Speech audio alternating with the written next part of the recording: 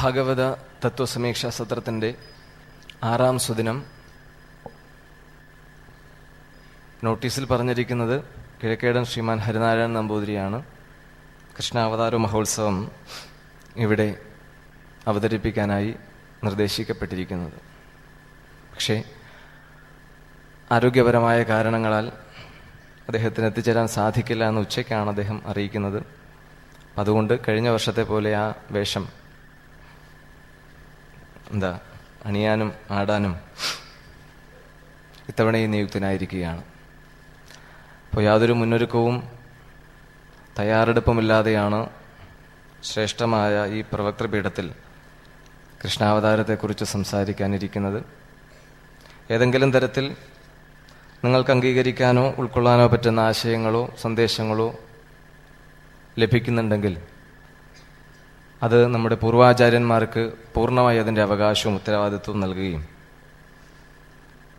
ഏതെങ്കിലും ഉൾക്കൊള്ളാൻ പറ്റാത്ത ഇഷ്ടമില്ലാത്ത വാക്കുകൾ പുറപ്പെടുന്നുവെങ്കിൽ അതിൻ്റെ പൂർണ്ണമായ ഉത്തരവാദിത്വം എന്നിലുമാണെന്ന് ആദ്യമേ പറയാം. നമുക്ക് ആരംഭിക്കാം.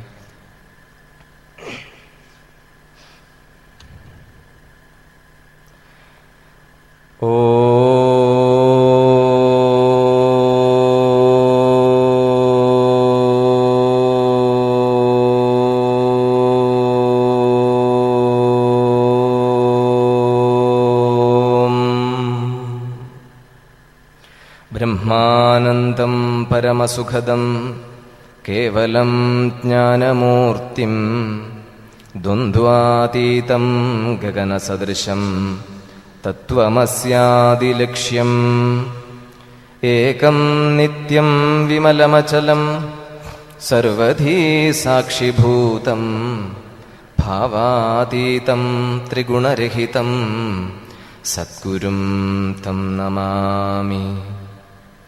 സദാശിവസമാരംഭാം ശങ്കരാചാര്യമധ്യമാം അസ്മദാചാര്യപര്യന്താം വന്ദേ ഗുരുപരംപരാം. ഓം സഹനാവവതു സഹനൗ ഭുനക്തു സഹ വീര്യം കരവാവഹൈ തേജസ്വിനാവധീതമസ്തു മാ വിദ്വിഷാവഹൈ. ഓം ശാന്തി ശാന്തി ശാന്തി. ജയതി ജഗതി മായാം യസ്യ കായാധവസ്തേ വചനരചനമേകം കേവലം ചാകലയ്യ ധ്രുവപദമപി യാതോ യത്കൃപാതോ ധ്രുവോയം സകലകുശലപാത്രം ബ്രഹ്മപുത്രം നതാസ്മി. സകലകുശലപാത്രം ബ്രഹ്മപുത്രം നതാസ്മി. ഹരി ഓം. ശ്രീ ഗുരുഭ്യോ നമഃ. ഹരി ഓം. ഭക്തജനങ്ങളെ, ഭാഗവത ബന്ധുക്കളെ, വിനീത പ്രണാമം. ഭാഗവതത്തിലെ 10ാം സ്കന്ധം ശ്രീകൃഷ്ണാവതാരം എന്ന ഭാഗത്തെക്കുറിച്ചാണ് നമുക്ക് ചിന്തിക്കാനുള്ളത്. ഈ സമയത്ത് വളരെ നീണ്ട ഒരു സ്കന്ധമാണ് ഭാഗവതത്തിലെ ദശമസ്കന്ധം.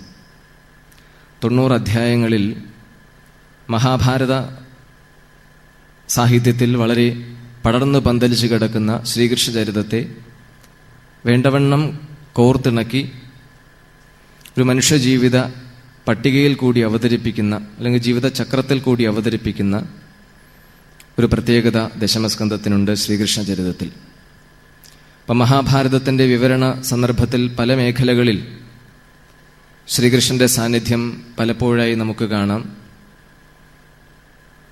തന്ത്രശാലിയായ ഒരു ഭരണാധികാരി, ഭർത്താവ്, സഹോദരൻ, പുത്രൻ, സുഹൃത്ത്, സജ്ജനങ്ങൾക്കുള്ള വഴികാട്ടി, തത്വോപദേശം ചെയ്യുന്ന ഒരു തത്വജ്ഞൻ, ഇങ്ങനെ പല തലങ്ങളിലായി മഹാഭാരതത്തിൽ പടർന്നു കിടക്കുന്ന ശ്രീകൃഷ്ണ വ്യക്തിത്വത്തെ ഭഗവത ഭാഷയിൽ, പുരാണത്തിൻ്റെ ശൈലിയിൽ ചിത്രീകരിക്കുന്ന ഒരു ഭംഗിയുള്ള ഭാഗമാണ് ദശമസ്കന്ധം.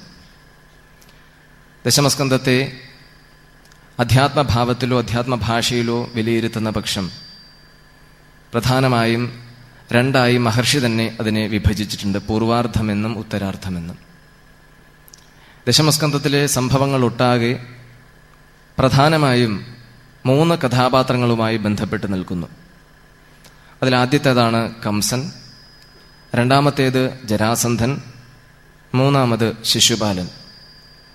ഈ 3 പ്രധാന കഥാപാത്രങ്ങളുമായി ബന്ധപ്പെട്ടാണ് ദശമസ്കന്ധത്തിലെ സംഭവങ്ങൾ വ്യാസമഹർഷി ചിത്രീകരിച്ചിരിക്കുന്നത്. അതിലെ പൂർവാർദ്ധം മുഴുവനും കംസനുമായി ബന്ധപ്പെട്ട് നിൽക്കുന്നു. കംസവധത്തോടുകൂടി കംസപത്നിമാർ പിതാവായ ജരാസന്ധനെ സമീപിക്കുന്നതോടുകൂടി ഉത്തരാർദ്ധം ആരംഭിക്കുകയായി. പിന്നീട് അവിടുന്ന് അങ്ങോട്ട് കൃഷ്ണചരിതം വളരെ ബഹുമുഖമായി വികസിക്കുന്നതായിട്ടാണ് നാം കാണുന്നത്. അധ്യാത്മപഥത്തിൽ സഞ്ചരിക്കുന്ന സാധകന്മാർക്ക് ആത്മസത്യം തിരിച്ചറിയുന്നതിന് പ്രധാനമായും അഭിമുഖീകരിക്കുന്ന 3 പ്രതിബന്ധങ്ങളാണ് ഈ 3 കഥാപാത്രങ്ങളായി നമ്മുടെ മുമ്പിൽ അവതരിപ്പിച്ചിരിക്കുന്നത്. സാധനയിൽ കൂടി, ശ്രവണ മനന നിധിധ്യാസനങ്ങളിൽ കൂടി പരമസത്യ സാക്ഷാത്കാരം നേടാൻ വേണ്ടി പ്രവർത്തിക്കുന്ന അല്ലെങ്കിൽ പ്രയത്നിക്കുന്ന സാധകരെ സംബന്ധിച്ച് ഈ 3 പ്രതിബന്ധങ്ങളാണ് അവരെ പ്രധാനമായും അലട്ടിക്കൊണ്ടിരിക്കുന്നത്. അതിലാദ്യത്തേത് രജോഗുണം എന്ന് പറയാം, രണ്ടാമത്തേത് ദേഹാഭിമാനം, മൂന്നാമത്തേത് പുത്രധാരേഷണകൾ. ഈ 3 ശക്തമായ പ്രതിബന്ധങ്ങളുടെ വകഭേദങ്ങളാണ് ബാക്കിയുള്ള പ്രതിസന്ധികളും സങ്കീർണതകളുമെല്ലാം. അപ്പോൾ ഈ പ്രതിസന്ധികളെക്കുറിച്ച് വേണ്ടവണ്ണം വിലയിരുത്തുക, അവയെ അഭിമുഖീകരിക്കാനുള്ള ശാസ്ത്രോക്തമായ മാർഗങ്ങൾ വിശദീകരിക്കുക. അങ്ങനെ പുറപ്പെടുമ്പോൾ മറ്റെന്തൊക്കെ സങ്കീർണമായ സ്ഥിതികളെയും സാഹചര്യങ്ങളെയും നേരിടേണ്ടി വരുമെന്ന് വ്യക്തമാക്കി അവരുടെ ജീവിതത്തിന് വളരെ ശക്തമായ ഒരു പിന്തുണയും പ്രേരണയും ഒപ്പം ദിശാബോധവും നൽകുക എന്നൊരു കർത്തവ്യവും കൂടി ദശമസ്കന്ധത്തിലുണ്ട്, നമുക്ക് കാണാം. അപ്പം അതിൽ പൂർവാർദ്ധം മുഴുവൻ കംസന്റെ നേതൃത്വത്തിലും നിയന്ത്രണത്തിലുമാണ് കാര്യങ്ങൾ നടക്കുന്നത്. കൃഷ്ണജന്മത്തിന് മുമ്പ് തന്നെ, ഭഗവാൻ ജനിക്കുന്നതിന് വളരെ മുമ്പ് തന്നെ എന്തൊക്കെ പ്രതിസന്ധികൾ ഉണ്ടാകും എന്നതിനെക്കുറിച്ചുള്ള സൂചന മഹർഷി നമുക്ക് നൽകുകയുണ്ടായി. അപ്പം ആ പ്രതിസന്ധികളെയൊക്കെ വളരെ തന്മയത്വത്തോടുകൂടി അഭിമുഖീകരിച്ച് അതിജീവിച്ച കൃഷ്ണ വ്യക്തിത്വം നമ്മുടെ ജീവിതത്തിലും വേണ്ടത്ര ആഴത്തിലും വിസ്താരത്തിലും ദീർഘമായും നിലനിർത്തുക എന്നൊരു ദൗത്യം സാധകൻ ആദ്യമേ സ്വീകരിക്കേണ്ടതുണ്ട്, അല്ലെങ്കിൽ ആ ചുമതല ഏറ്റെടുക്കേണ്ടതുണ്ട്. അപ്പം അതിനുവേണ്ടിയുള്ള ഉപകഥകളും സന്ദേശങ്ങളും അതുപോലെ ഉപമകളും ദശമസ്കന്ധത്തിൽ ഉടനീളം നമുക്ക് കാണാം. അപ്പം അത്തരത്തിൽ ദശമസ്കന്ധത്തിലേക്ക് നാം കടന്നു ചെല്ലുമ്പോൾ അതിൻ്റെ ഒരു പശ്ചാത്തലം വ്യാസമഹർഷി ഭംഗിയായി അവതരിപ്പിച്ചിട്ടുണ്ട്. 9ാമത്തെ സ്കന്ധത്തിൽ തന്നെ മനുഷ്യവംശത്തെ വളരെ ഭംഗിയായി 2 വിഭാഗങ്ങളായി അദ്ദേഹം ക്രോഡീകരിക്കുകയുണ്ടായി, സൂര്യവംശമെന്നും ചന്ദ്രവംശമെന്നും. ഭൂജീവിതത്തിന് അനിവാര്യമായ ഈ 2 ആകാശഗോളങ്ങളെ മുൻനിർത്തിക്കൊണ്ട് ഭൂമുഖത്ത് ജീവിച്ചു വളരുന്ന അല്ലെങ്കിൽ പല നേട്ടങ്ങളും കൊയ്യുന്ന മനുഷ്യരാശിയെ വളരെ വ്യക്തമായി അവരുടെ വംശാവലിയെ കൂടി ഉൾപ്പെടുത്തിക്കൊണ്ടാണ് വ്യാസൻ 9ാമത്തെ സ്കന്ധം പൂർത്തിയാക്കിയിരിക്കുന്നത്. കൃഷ്ണജന്മത്തിന്റെ ഒരു തുടക്കം അല്ലെങ്കിൽ അദ്ദേഹത്തിന്റെ വംശത്തിന്റെ ഒരു സൂചന നമുക്ക് 9ാം സ്കന്ധത്തിൽ കാണാൻ സാധിക്കും. അപ്പം അത് കഴിഞ്ഞ് ദശമസ്കന്ധത്തിലേക്ക് നാം കടക്കുമ്പോൾ ആ പശ്ചാത്തലത്തെക്കുറിച്ച് അനുസ്മരിക്കുന്നത് നമുക്ക് ആ കഥയിൽ കൂടി പോകുന്നതിന് അല്ലെങ്കിൽ വിവരണത്തിൽ കൂടി പോകുന്നതിന് ഒരു ലാളിത്യം അല്ലെങ്കിൽ സുഗമത നൽകും എന്നാണ്. അക്കാലത്ത് മധുരയെ ഭരിച്ചിരുന്നത് ഉഗ്രസേന ചക്രവർത്തിയാണ്. അദ്ദേഹത്തിന്റെ സഹോദരനാണ് ദേവകൻ. ആ ദേവകന് 18 പെൺകുട്ടികളുണ്ട്. 17 പെൺകുട്ടികൾക്കും വിവാഹപ്രായം എത്തിയപ്പോൾ ശൂരസേനപുത്രനായ വസുദേവർക്കാണ് സമ്മാനിച്ചത്. 18ാമത്തെ പെൺകുട്ടിയാണ് ദേവകി. ആ ദേവകിക്കും വിവാഹപ്രായം എത്തിയപ്പോൾ അദ്ദേഹം 17 പെൺകുട്ടികളെയും വിവാഹം ചെയ്ത വസുദേവർക്ക് തന്നെ നൽകാമെന്ന് തീരുമാനിക്കുകയുണ്ടായി. അപ്പോൾ ഈ 17 പെൺകുട്ടികളുടെയും വിവാഹം വേണ്ടവണ്ണം നടത്തിക്കൊടുക്കാൻ എല്ലാ സഹായങ്ങളും ചെയ്തു കൊടുത്തത് ഉഗ്രസേന മഹാരാജാവാണ്. അതുകൊണ്ട് 18ാമത്തെ ഇളയ കുട്ടിയുടെ വിവാഹം ആഡംബരപൂർണമായിരിക്കണം, അതിലൊരു കുറവും വരാൻ പാടില്ല എന്ന് വിചാരിച്ച് കാലേ കൂട്ടി എല്ലാ ഒരുക്കങ്ങളും നടത്താൻ കംസന് സവിശേഷമായ നിർദ്ദേശം നൽകുകയും ചെയ്തു. അങ്ങനെ വിവാഹത്തിനുള്ള ഒരുക്കങ്ങളൊക്കെ നടന്നു കഴിഞ്ഞു. ഏതാണ്ട് വിവാഹദിനം വന്നെത്തിയപ്പോൾ നേരത്തെ തന്നെ വസുദേവരും കൂട്ടാളികളും അവിടെ മധുരയിൽ വന്നു ചേരുകയുണ്ടായി. വിവാഹാഘോഷങ്ങളൊക്കെ ഭംഗിയായി നടന്നു. വിധിപ്രകാരമുള്ള ദാനവും മറ്റ് സത്കർമ്മങ്ങളൊക്കെ പൂർത്തിയാക്കി വസുദേവർ ദേവകിയെയും കൊണ്ട് സ്വസ്ഥാനത്തേക്ക് മടങ്ങുന്ന ഒരു സന്ദർഭം. രാജവീഥി മുഴുവൻ നിറഞ്ഞിട്ടുണ്ട്. നവവധൂവരന്മാർക്ക് ആശസ്സുകളും അനുഗ്രഹങ്ങളും ചുരിയാൻ നാനാതരക്കാര് ഈ രാജവീഥിക്ക് ഇരുവശവും വന്ന് നിറഞ്ഞു കഴിഞ്ഞു. അവരുടെയൊക്കെ സ്വീകരണവും ജൈവിളികളും ആർപ്പുവിളിയും ഒക്കെ കേട്ട് ആസ്വദിച്ച് നിറമനസ്സോടുകൂടിയാണ് ദേവകിയും വസുദേവരും കംസന്റെ നേതൃത്വത്തിൽ സ്വഗൃഹത്തിലേക്ക് യാത്ര തിരിച്ചത്. അങ്ങനെ നീങ്ങിയ യാത്ര ഒരു നാൽക്കവലയിലെത്തിയപ്പോൾ അതിഘോരമായ ഒരു ശബ്ദം കേൾക്കുകയുണ്ടായി. ആകാശത്ത് നിന്ന് അതിഗംഭീരമായ ഒരു ശബ്ദം. ആ ശബ്ദത്തിന്റെ പൊരുൾ ഇതായിരുന്നു: മൂഢനായ കംസ, നീ തേര് തെളിക്കുന്ന നിന്റെ സഹോദരിയുടെ 8ാമത്തെ ശിശു, സഹോദരി ജന്മം നൽകുന്ന 8ാം കുഞ്ഞ് നിന്റെ ഘാതകനായി തീരും. ഈ വർത്തമാനം കേട്ട സമയത്ത് കംസൻ ചാടി തീർത്ഥത്തിൽ കയറുകയുണ്ടായി. അവിടെ ഉണ്ടായിരുന്ന ദേവകിയുടെ മുടിക്ക് കുത്തിപ്പിടിച്ച് ഉറയിൽ നിന്ന് വാൾ വലിച്ചൂരുകയുണ്ടായത്. ദേവകി ഉടനടി വധിക്കാനാണ്. ഉടനെ വസുദേവർ അനുനയിപ്പിച്ചു, പലതും പറഞ്ഞു നോക്കി. ശാസ്ത്രോക്തികൾ പലതും പറഞ്ഞിട്ടും അടങ്ങുന്ന മട്ടില്ല കംസൻ. അവസാനം എന്ത് ചെയ്തു? വസുദേവർ വളരെ തന്ത്രപരമായ ഒരു നീക്കം, വളരെ ആലോചനയോടുകൂടിയാണ് വസുദേവർ ആ ഒരു നീക്കം നടത്തിയിരിക്കുന്നത്. ദേവകി വധിക്കുമെന്നല്ലല്ലോ അശരീരി. ദേവകിയുടെ 8ാമത്തെ കുട്ടിയല്ലേ അങ്ങയുടെ അന്തകൻ. അപ്പോൾ ദേവകിയെ വധിച്ചത് വഴി അങ്ങയ്ക്ക് മരണത്തിൽ നിന്ന് രക്ഷപ്പെടാൻ സാധിക്കില്ല, മരണം സംഭവിക്കുക തന്നെ ചെയ്യും. അതുമാത്രമോ, ദേവകിയെ ഈ പൊതുമധ്യത്തിൽ വെച്ച് വധിച്ചാൽ സ്ത്രീവധത്തിന് കാരണക്കാരൻ എന്നുള്ള പേരുദോഷം അങ്ങക്ക് കേൾക്കേണ്ടി വരും. അതും സ്വസഹോദരിയെ കൊന്നവനെന്നുള്ള പേരുദോഷം വളരെ കാലം കേൾക്കേണ്ടി വരും. അതൊന്ന് മരണത്തിൽ രക്ഷപ്പെടാൻ പാറ്റില്ല എന്ന് മാത്രമല്ല, പാപഭാരവും അങ്ങേക്ക് പേറേണ്ടി വരും. അതുകൊണ്ടൊരു കാര്യം ചെയ്യാം, ദേവകി പ്രസവിക്കുന്ന കുട്ടികളെയൊക്കെ ഉടനടി ഞാൻ അങ്ങയുടെ മുമ്പിൽ എത്തിക്കാം. എന്നാലെങ്കിലും അങ്ങ് ദേവകി ഉപദ്രവിക്കരുത്. ഒരു ഭർത്താവിന്റെ നീക്കം നോക്കൂ, വളരെ സന്ദർഭോചിതമായ ഒരു ഇടപെടലാണ് വസുദേവരവിടെ നടത്തിയിരിക്കുന്നത്.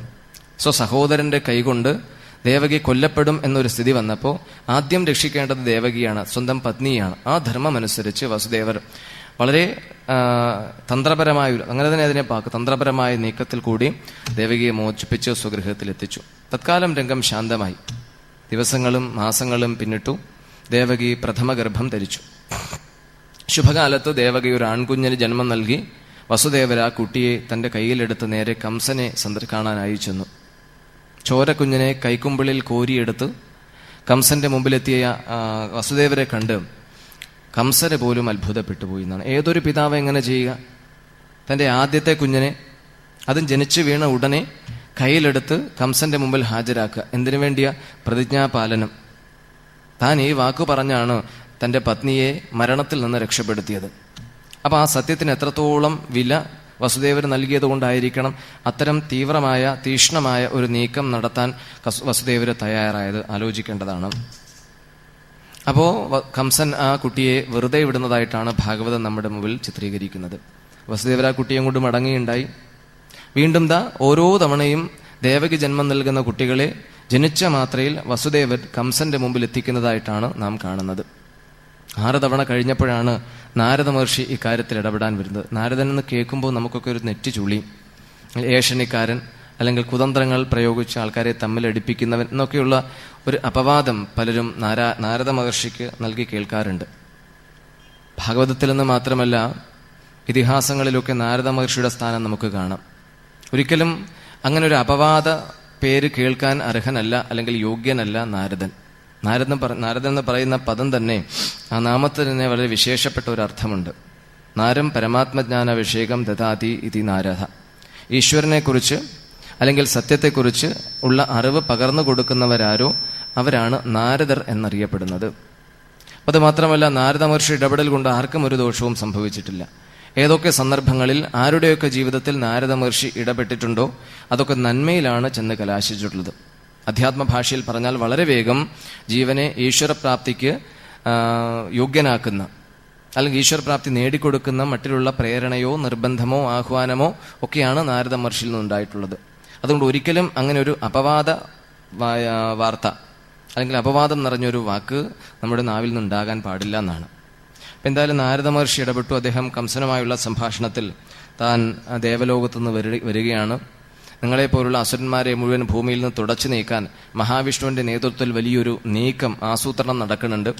അത് നിന്നെ ധരിപ്പിക്കാനാണ് ഞാൻ വന്നിരിക്കുന്നത്. മഹാവിഷ്ണു വളരെ പെട്ടെന്ന് തന്നെ ഭൂമിയിൽ മനുഷ്യനായി ജനിക്കുമെന്നുള്ള വാർത്തകളൊക്കെ നാരദ മഹർഷി കംസനെ അറിയിക്കുന്ന രംഗം നാം കാണുന്നുണ്ട്.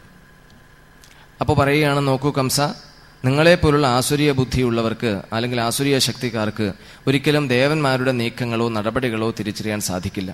അത് നിങ്ങളെ മുൻകൂട്ടി അറിയിക്കുകയുണ്ടായി അവർ. എന്താ പറഞ്ഞത്? ദേവകിയുടെ 8ാമത്തെ ശിശു നിന്റെ ഘാതകനായി തീരുമെന്ന് കാലേക്കൂട്ടി അറിയിച്ചിട്ടും നീ അതിന്റെ രഹസ്യം അല്ലെങ്കിൽ അതിന്റെ ആ ദുരൂഹത മനസ്സിലാക്കിയിട്ടില്ല. കാരണം നിങ്ങൾക്കത് തിരിച്ചറിയാൻ സാധിക്കില്ല എന്നാണ്. ആസുരീയ പ്രകൃതിയുള്ളവർക്ക്, ആസുരീയ സംസ്കാരമുള്ളവർക്ക് കാര്യത്തിന്റെ അല്ലെങ്കിൽ കാരണത്തിന്റെ യഥാർത്ഥ രൂപം തിരിച്ചറിയാൻ സാധ്യമല്ല എന്നാണ്. അവരുടെ സ്വഭാവമോ സംസ്കാരമോ അങ്ങനെയായി തീർന്നിരിക്കുന്നു. പൊതുവെ നമുക്ക് ലോകത്ത് കാണാം, ഇത്തരക്കാരെ സർവ്വസാധാരണമായി നമുക്ക് ജീവിതയാത്രയിൽ കണ്ടുമുട്ടാൻ സാധിക്കും. ഓരോരുത്തരുടെയും വ്യക്തിത്വം അല്ലെങ്കിൽ സ്വഭാവം, നാം പറയുന്ന സംസ്കാരം രൂപപ്പെടുന്നത് പ്രധാനമായും 3 ഘടകങ്ങളെ ആശ്രയിച്ചിട്ടാണ്. മുഖ്യമായി ഒന്ന് പാരമ്പര്യം, രണ്ടാമത്തേത് നാം ജനിച്ചു വളർന്ന സാഹചര്യം അഥവാ പശ്ചാത്തലം, മൂന്നാമത് നാം ഈ തുറന്ന ലോകത്ത് ഇടപഴകുമ്പോൾ കാണുന്നതും കേൾക്കുന്നതും അഭിമുഖീകരിക്കുന്നതും ഒക്കെയായ ഈ ലോകത്തിന്റെ ഒരു ഗതിവിധാനം. അപ്പോൾ പൂർവികത അല്ലെങ്കിൽ പാരമ്പര്യം നമ്മിലുണ്ട്. ആ പാരമ്പര്യ ശീലങ്ങളെയും ഗുണങ്ങളെയും പോഷിപ്പിക്കുന്ന മട്ടിലാണ് നമ്മുടെ ജീവിത ആരംഭം. ഏതാണ്ട് ബാല്യം, ശൈശവം വിട്ട് ബാല്യത്തിന്റെ ഏതാണ്ട് അവസാന കാലം വരെ അങ്ങനെയാണത് തുടരുക. അത് കഴിഞ്ഞ് നാം സ്വതന്ത്രമായ ഈ ലോകത്ത് സ്വതന്ത്രമായി തന്നെ സഞ്ചരിക്കുമ്പോൾ നമുക്ക് പലതും നേടാൻ, അറിവുകൾ പലതും ശേഖരിക്കാൻ സാധിക്കും. അങ്ങനെ കേട്ടതും കണ്ടതും വായിച്ചതും ചോദിച്ചു മനസ്സിലാക്കിയതുമായ സന്ദേശങ്ങൾ നമ്മുടെ വ്യക്തിത്വത്തിന്റെ അഴക് വർദ്ധിപ്പിക്കും. ഒരുപക്ഷെ പാരമ്പര്യ ശീലങ്ങളോ പാരമ്പര്യ ഗുണങ്ങളോ അതിന്റെ പിന്തുടർച്ച ശരിയല്ല എന്ന് നമുക്ക് ബോധ്യപ്പെടുമ്പോൾ പലതും നമുക്കത് നീക്കം ചെയ്യേണ്ടി വരും.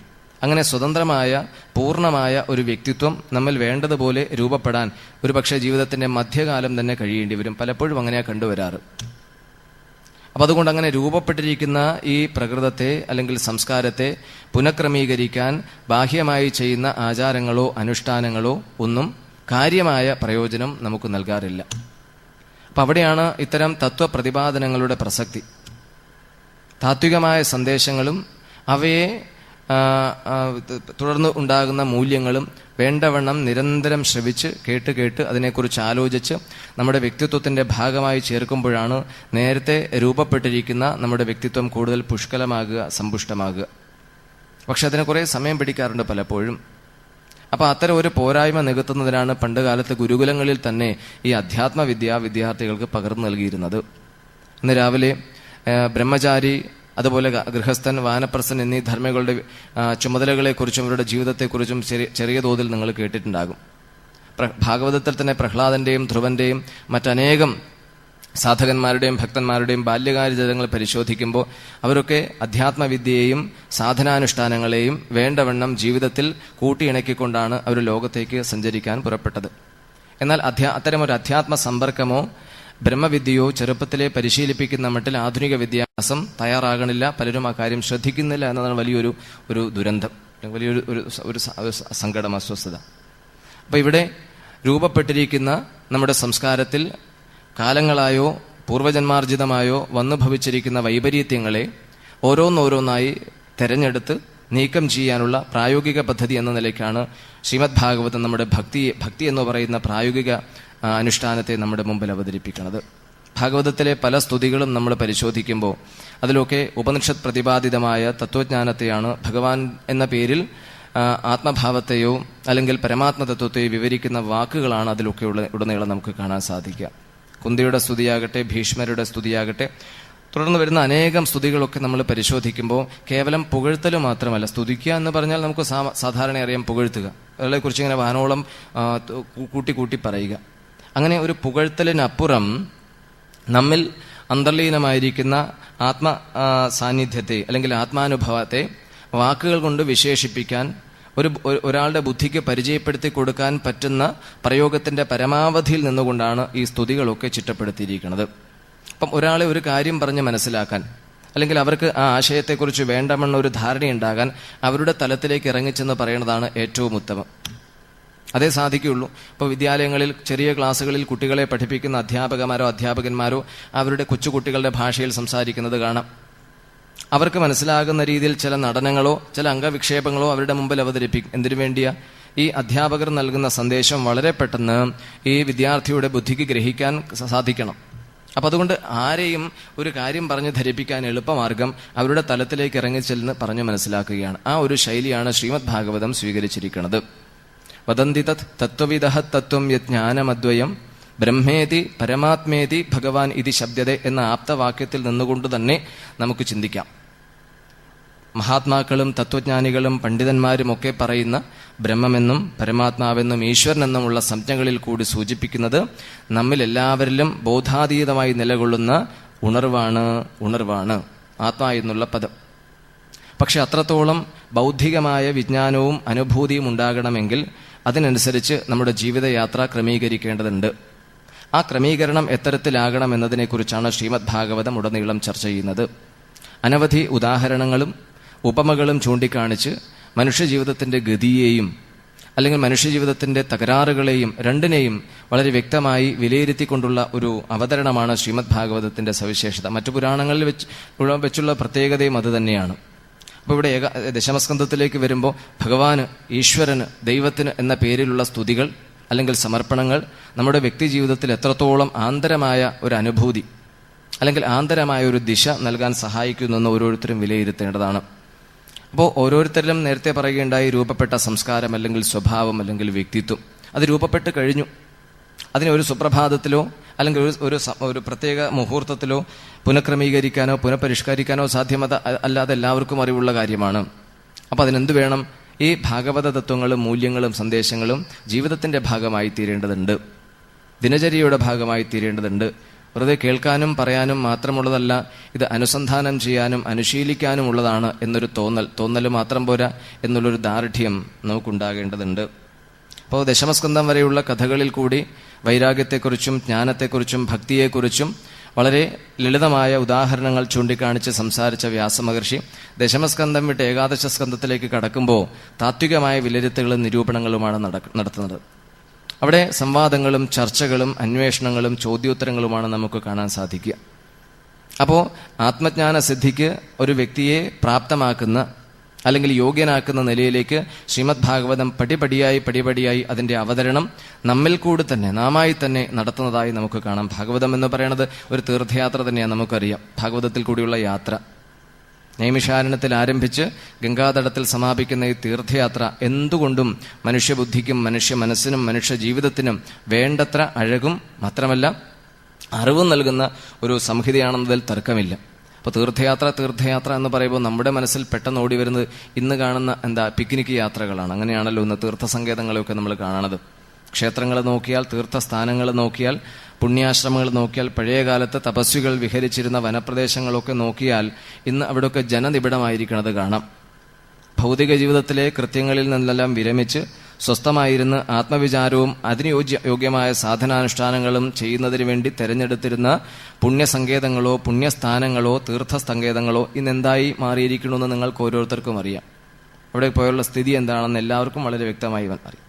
പോയി എന്ന് അഭിമാനിക്കാമെന്നല്ലാതെ പോയതുകൊണ്ട് നമ്മുടെ ജീവിതത്തിൽ വേണ്ടത്ര സാംസ്കാരികമായ അഭ്യുന്നതിയോ അധ്യാത്മമായ അറിവോ ലഭിച്ചോ എന്ന് ചോദിച്ചാൽ പലർക്കും മറുപടി മറിച്ചായിരിക്കും. അപ്പം അതുകൊണ്ട് ശ്രീമദ് ഭാഗവതത്തിൽ കൂടി നടത്തുന്ന തീർത്ഥയാത്രയായിരിക്കും പ്രായോഗികമായിട്ടുണ്ടാകുക. അതിന് പണച്ചെലവില്ല, ശരീരത്തിന്റെ പരിമിതികൾ പരിശോധിക്കേണ്ട കാര്യമില്ല, ആരുടെയും സൗകര്യമോ മറ്റൊന്നും ഇക്കാര്യത്തിൽ നമുക്ക് നോക്കേണ്ട കാര്യം വരുന്നില്ല അവിടെ വരുമ്പോൾ. അപ്പം അങ്ങനെ ഭാഗവതത്തിൽ കൂടിയുള്ള ഒരു തീർത്ഥയാത്ര അന്വർത്ഥമാകണമെങ്കിൽ ഇത്തരം പ്രചോദനങ്ങളും പ്രേരണകളും ആഹ്വാനങ്ങളും നമുക്കുണ്ടായേ പറ്റൂ. അപ്പം അതാണ് വാസ്തവത്തിൽ ശ്രീമദ് ഭാഗവത തത്വസമീക്ഷാ സത്രം നിർവഹിക്കുന്നതും. ഈ മേടയിൽ നിന്നുണ്ടാകുന്ന ഓരോ തത്വപ്രതിപാദനവും ഏതെല്ലാം തലങ്ങളിലാണ് ചെന്ന് അലയടിക്കുന്നതെന്ന് ആലോചിച്ചറിയാം. വ്യക്തികളിൽ ചെന്ന് പതിക്കുന്നുണ്ട്, കുടുംബത്തിൽ ചെന്ന് അവിടെ വേണ്ടത്ര ഒരു ചലനം സൃഷ്ടിക്കുന്നുണ്ട്. അതുപോലെ സമൂഹത്തിൽ, നമ്മുടെ ഈ രാഷ്ട്രത്തിൽ വിശ്വവ്യാപകമായ ഒരു സത്യത്തിലേക്ക് ഇതിൻ്റെ ആ ഒരു ചലനങ്ങൾ ചെന്ന് അലയടിക്കുന്നത് നമുക്ക് നിരീക്ഷിച്ചാൽ ബോധ്യമാകുന്നതേ ഉള്ളൂ. അപ്പോൾ ഇവിടെ ഈ ഭാഗവതത്തിലെ ഓരോ കഥാപാത്രങ്ങൾ, ഇപ്പോൾ ദശമസ്കന്ധത്തിൽ അനവധി കഥാപാത്രങ്ങളുണ്ട്. ആ കഥാപാത്രങ്ങളൊക്കെ നമ്മുടെ വ്യക്തിത്വത്തിന്റെ പുറം മേഖലയിൽ നിൽക്കുന്ന വൈപരീത്യങ്ങളും ദുർഗുണങ്ങളുമാണ് എന്ന് നമുക്ക് പഠിക്കാൻ സാധിക്കും, മനസ്സിലാക്കാൻ സാധിക്കും ഒരു തലത്തിൽ. അപ്പോൾ ആ വൈപരീത്യങ്ങളെയും ദൗർബല്യങ്ങളെയും ദുർഗുണങ്ങളെയും എല്ലാം അതിന്റെ ഉറവിടം മനസ്സിലാക്കി, അതിന്റെ കേന്ദ്രസ്ഥാനം മനസ്സിലാക്കി അവിടേക്ക് തന്നെ മടക്കുന്ന അല്ലെങ്കിൽ അവിടേക്ക് തന്നെ നയിക്കുന്ന ഒരു അധ്യാത്മ പ്രക്രിയയാണ് ആന്തരമായ സമന്വയവും ആന്തരമായ സമർപ്പണവുമാണ് വാസ്തവത്തിൽ ദശമസ്കന്ധത്തിന്റെ ഒരു രത്ന ചുരുക്കം, അടിസ്ഥാനം.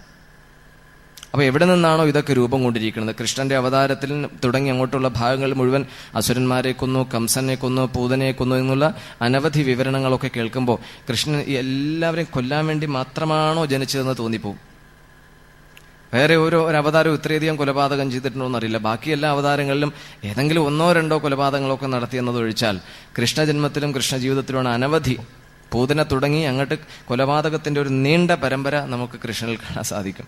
അപ്പോൾ ഇത്രയധികം കൊലപാതകങ്ങൾ നടത്തിയ ഒരാളെ നിങ്ങൾക്കെങ്ങനെ ഈശ്വരനായി ആരാധിക്കാൻ സാധിക്കും, ക്ഷേത്രത്തിൽ വെച്ച് പൂജിക്കാൻ സാധിക്കും എന്നൊക്കെ ഒരു വ്യാവഹാരിക ഭാഷയിൽ ഒരാൾ ചോദിച്ചാൽ നമുക്ക് മറുപടി പെട്ടെന്ന് പറയാൻ പറ്റില്ല, സാധ്യമല്ല. അപ്പോൾ പുരാണത്തിന്റെ ഭാഷ വാസ്തവത്തിൽ അലൗകികമാണ്. ഏതെങ്കിലും നേരത്തെ പറയേണ്ട ഒരു ആശയം സാമാന്യ ജനങ്ങളെ പറഞ്ഞു ധരിപ്പിക്കണമെങ്കിൽ അവരുടെ നിലവാരം പരിശോധിച്ച് ഗ്രഹിക്കേണ്ടതുണ്ട്. അപ്പോൾ വേദവ്യാസ മഹർഷി ജീവിച്ചിരുന്ന കാലഘട്ടത്തെ പശ്ചാത്തലം, ജനങ്ങളുടെ ജീവിത രീതി, പൊതുവായ സ്വഭാവം, പ്രകൃതിയുടെ സ്ഥിതിവിശേഷം ഇതൊക്കെ പരിഗണിച്ചുകൊണ്ട് അധ്യാത്മ സന്ദേശങ്ങളോ സൂചനകളോ നിർദ്ദേശങ്ങളോ ശാസ്ത്രീയമായ മൂല്യങ്ങളോ പറയേണ്ടി വരുമ്പോൾ ഇത്തരം ഉദാഹരണങ്ങളൊക്കെ ചേർക്കേണ്ടി വരും. അതിന് പുരാണത്തിൽ അനുവാദമുണ്ട് താനും. അർത്ഥവാദത്തെ അമിതമായി ഉപയോഗിക്കാൻ പുരാണത്തിൽ സ്വാതന്ത്ര്യമുണ്ട്. അർത്ഥവാദം എന്ന് പറഞ്ഞാൽ പെരുക്കി പറയുക, കൂട്ടി പറയുക. ഇപ്പോൾ ഒരു കൂട്ടം ഉറുമ്പുകൾ വരുന്നു എന്ന് പറഞ്ഞാൽ നമുക്ക് പ്രത്യേകിച്ചൊന്നും അതിൽ തോന്നാനില്ല. ഒരു കൂട്ടം ഉറുമ്പുകളല്ലേ, ഒരു നിസ്സാരതയാണ് തോന്നുക. നേരെ മറിച്ച് ഒരു കൂട്ടം ആനകൾ വരുന്നു എന്ന് പറഞ്ഞാൽ കാര്യം മാറും. ആനകൾ എന്ന് പറയുമ്പോൾ എന്തുണ്ടായി, ആർക്കൊക്കെ എന്തൊക്കെ സംഭവിച്ചു എന്നറിയാനുള്ള ഒരു പ്രേരണ, അറിയാനുള്ള പ്രേരണയെ നാം പൊതുവെ ജിജ്ഞാസ എന്ന് വിളിക്കാറുണ്ട്. അപ്പം നമ്മൾ ഈ ജിജ്ഞാസ നമ്മിൽ വളർത്തുക എന്നതാണ് ഇത്തരം അർത്ഥവാദത്തെ അമിതമായി പിടിച്ചുകൊണ്ടുള്ള അവതരണങ്ങളുടെ അടിസ്ഥാനം. അപ്പം അങ്ങനെ കേൾക്കുമ്പോൾ കഥകളുടെ സാരം, അത് നൽകുന്ന സന്ദേശം, അതിലെ പൊതുതത്വം ഗ്രഹിക്കാൻ നമ്മുടെ ബുദ്ധി തയ്യാറാകും. വാസ്തവത്തിൽ ബൗദ്ധികമായ അറിവാണ് ഇത്തരം ശാസ്ത്രങ്ങളിൽ കൂടി സഞ്ചരിക്കുമ്പോൾ നമുക്ക് കിട്ടണത്. എന്നാൽ നമ്മൾ വിലയിരുത്തുന്ന പക്ഷം സകല ശാസ്ത്രങ്ങളും മനുഷ്യനിർമ്മിതമാണ്. എല്ലാ ശാസ്ത്രങ്ങളും. ആ മനുഷ്യനിർമ്മിതമായ ശാസ്ത്രങ്ങളുടെ പരിമിതി എന്താ? അതിനൊക്കെ പരിമിതികളുണ്ട്. ബൗദ്ധികമായ മേഖലയുടെ പരിമിതിക്കുള്ളിൽ നിന്നുകൊണ്ട് മാത്രമേ ഈ ശാസ്ത്രീയ സിദ്ധാന്തങ്ങൾ പ്രയോഗിക്കാനോ ഗ്രഹിക്കാനോ നമുക്ക് സാധിക്കൂ. അപ്പം അങ്ങനെ ഒരു പോരായ്മ ഇതിനുണ്ട്. അപ്പോൾ ശാസ്ത്രാതീതമായ, ബുദ്ധി അതീതമായ ഒരു തത്വത്തെക്കുറിച്ച് പറഞ്ഞു മനസ്സിലാക്കാൻ നമ്മുടെ പ്രയോഗ മേഖലയിലുള്ള വാക്കുകളുടെ പരമാവധി ഉപയോഗിച്ചുകൊണ്ട് അതിങ്ങനെ വെളിപ്പെടുത്തുന്നു മാത്രം. ഇന്നതുപോലെയാണ്, അതുപോലെയാണ്, ഇതുപോലെയാണ് എന്നുള്ള ഉപമകളിൽ കൂടി ആ ഒരു ആശയത്തെക്കുറിച്ച് നമ്മുടെ ബുദ്ധിക്ക് പരിചയമുണ്ടാക്കുക മാത്രമാണ് ഇത്തരം ശാസ്ത്ര പ്രതിപാദനങ്ങളുടെ അടിസ്ഥാനം. അങ്ങനെ അനവധി ശാസ്ത്രങ്ങൾ അനവധി കാലത്ത് അനവധി ആചാര്യന്മാരാൽ രൂപം കൊണ്ടിട്ടുണ്ട്. അപ്പൊ ഏത് കാലത്തും ഏത് ദേശത്തും പ്രയോഗിക്കാൻ പറ്റിയ തരത്തിലുള്ള ഒരു രൂപഘടനയാണ് സകല ശാസ്ത്രങ്ങൾക്കുമുള്ളത്. എന്നാൽ ഈ ശാസ്ത്രങ്ങളൊക്കെ ആപേക്ഷികമാണെന്ന് ഒരു ഘട്ടത്തിൽ നമുക്ക് സമ്മതിക്കേണ്ടി വരും, പറയേണ്ടി വരും. എന്താ ആപേക്ഷികമെന്ന് പറഞ്ഞാൽ? അപേക്ഷിച്ച് റിലേറ്റീവാണ് എല്ലാ ശാസ്ത്രങ്ങളും. ഇപ്പൊ കാലത്തെക്കുറിച്ച് ഇതിൽ ദശമസ്കന്ധത്തിലെ സ്തുതിയിൽ, ദേവകിയുടെ സ്തുതിയിൽ ആദ്യം സത്യത്തെക്കുറിച്ചുള്ളൊരു ശ്ലോകം പറയുന്നുണ്ട്. സത്യവ്രതം സത്യപരം ത്രിസത്യം. അപ്പൊ അവിടെ ഈ സത്യം എന്നുള്ള പ്രതിപാദനം അല്ലെങ്കിൽ സത്യം എന്നുള്ള പ്രസ്താവന തുടർന്ന് അങ്ങോട്ട് വരുമ്പോൾ, തുടർന്ന് ആ സ്തുതികളിൽ കൂടി നമ്മൾ മുന്നോട്ട് പോകുമ്പോൾ സത്യത്തെക്കുറിച്ചുള്ള പ്രതിപാദനം ഋതം എന്നുള്ള ഒരു മേഖലയിലേക്കും മാറുന്നതായി നമുക്ക് കാണാം.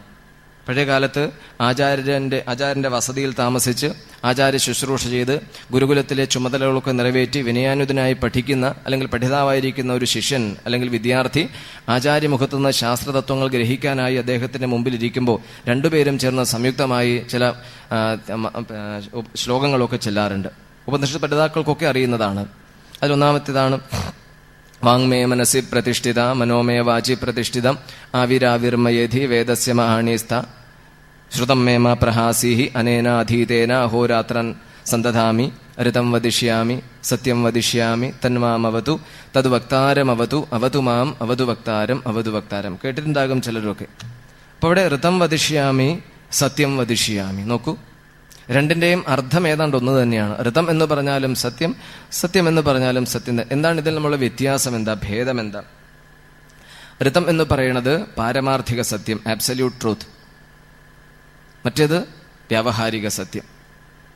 ഈ രണ്ട് പ്രതിപാദനങ്ങളും നമുക്ക് ശാസ്ത്രഗ്രന്ഥങ്ങളിൽ നമുക്ക് അബ്സല്യൂട്ട് ട്രൂത്ത് എന്ന് പറഞ്ഞാൽ ഒരു മാറ്റവും സംഭവിക്കാത്തത്,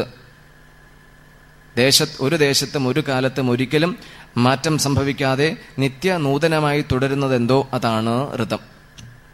ആ ഋതമാണ് എൻ്റെ ആത്മഭാവം അല്ലെങ്കിൽ ആത്മതത്വം. അതിനെക്കുറിച്ച് എങ്ങനെ പറയാൻ പറ്റുക? പറഞ്ഞാൽ അതൊരു വാക്കായി, ഒരാശയമായി. അപ്പോൾ ആശയം ഉണ്ടാകണമെങ്കിൽ ഒരു വാക്കുണ്ടാകണം. അപ്പോൾ അതൊരു ദ്വൈതഭാവത്തിലേക്ക് വരും.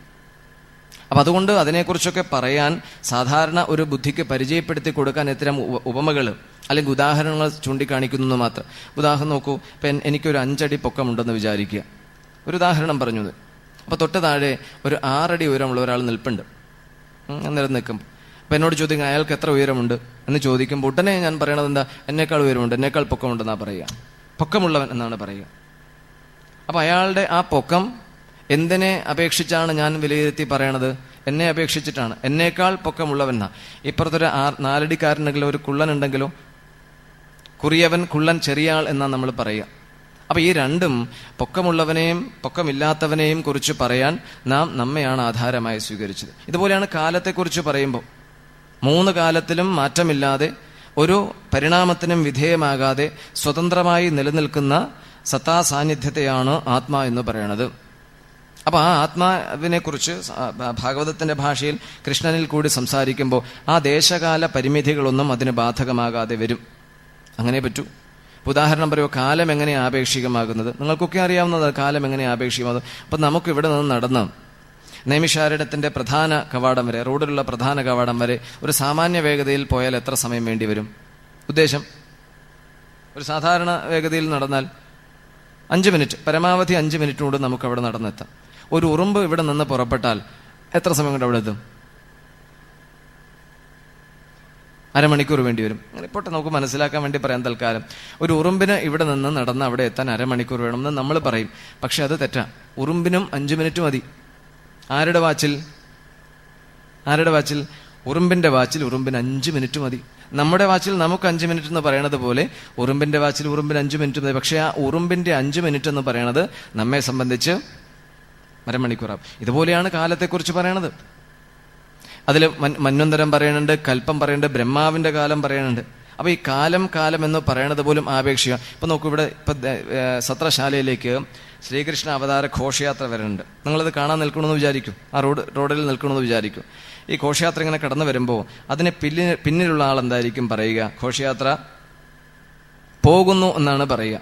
ഘോഷയാത്രയെ കണ്ട് അതിന്റെ മുമ്പിൽ നിൽക്കുന്ന നമ്മൾ എന്തായിരിക്കും പറയുക? ഘോഷയാത്ര വരുന്നു എന്ന് പറയുക. ഈ ഘോഷയാത്രയിൽ നിൽക്കുന്ന ആൾ വരുന്നു എന്നും പറയില്ല, പോകുന്നു എന്നും പറയില്ല. പിടികിട്ടണ്ടോ? അപ്പൊ കാലം, ഈ വരിക പോവുക, ഭൂതം, വർത്തമാനം, ഭാവി എന്നുള്ളത് പോലും ആപേക്ഷികമാണ്. അങ്ങനെ ആപേക്ഷികമാണെങ്കിൽ നമ്മൾ ഇവിടെ നിന്ന് നോക്കിക്കാണുന്ന, വിലയിരുത്തുന്ന, പ്രതിപാദിക്കുന്ന എല്ലാ ബൗദ്ധിക സിദ്ധാന്തങ്ങളും, എല്ലാ ബൗദ്ധിക കണ്ടെത്തലുകളും, എല്ലാ ബൗദ്ധിക പ്രഖ്യാപനങ്ങളും എന്താകും? ആപേക്ഷികമാകും.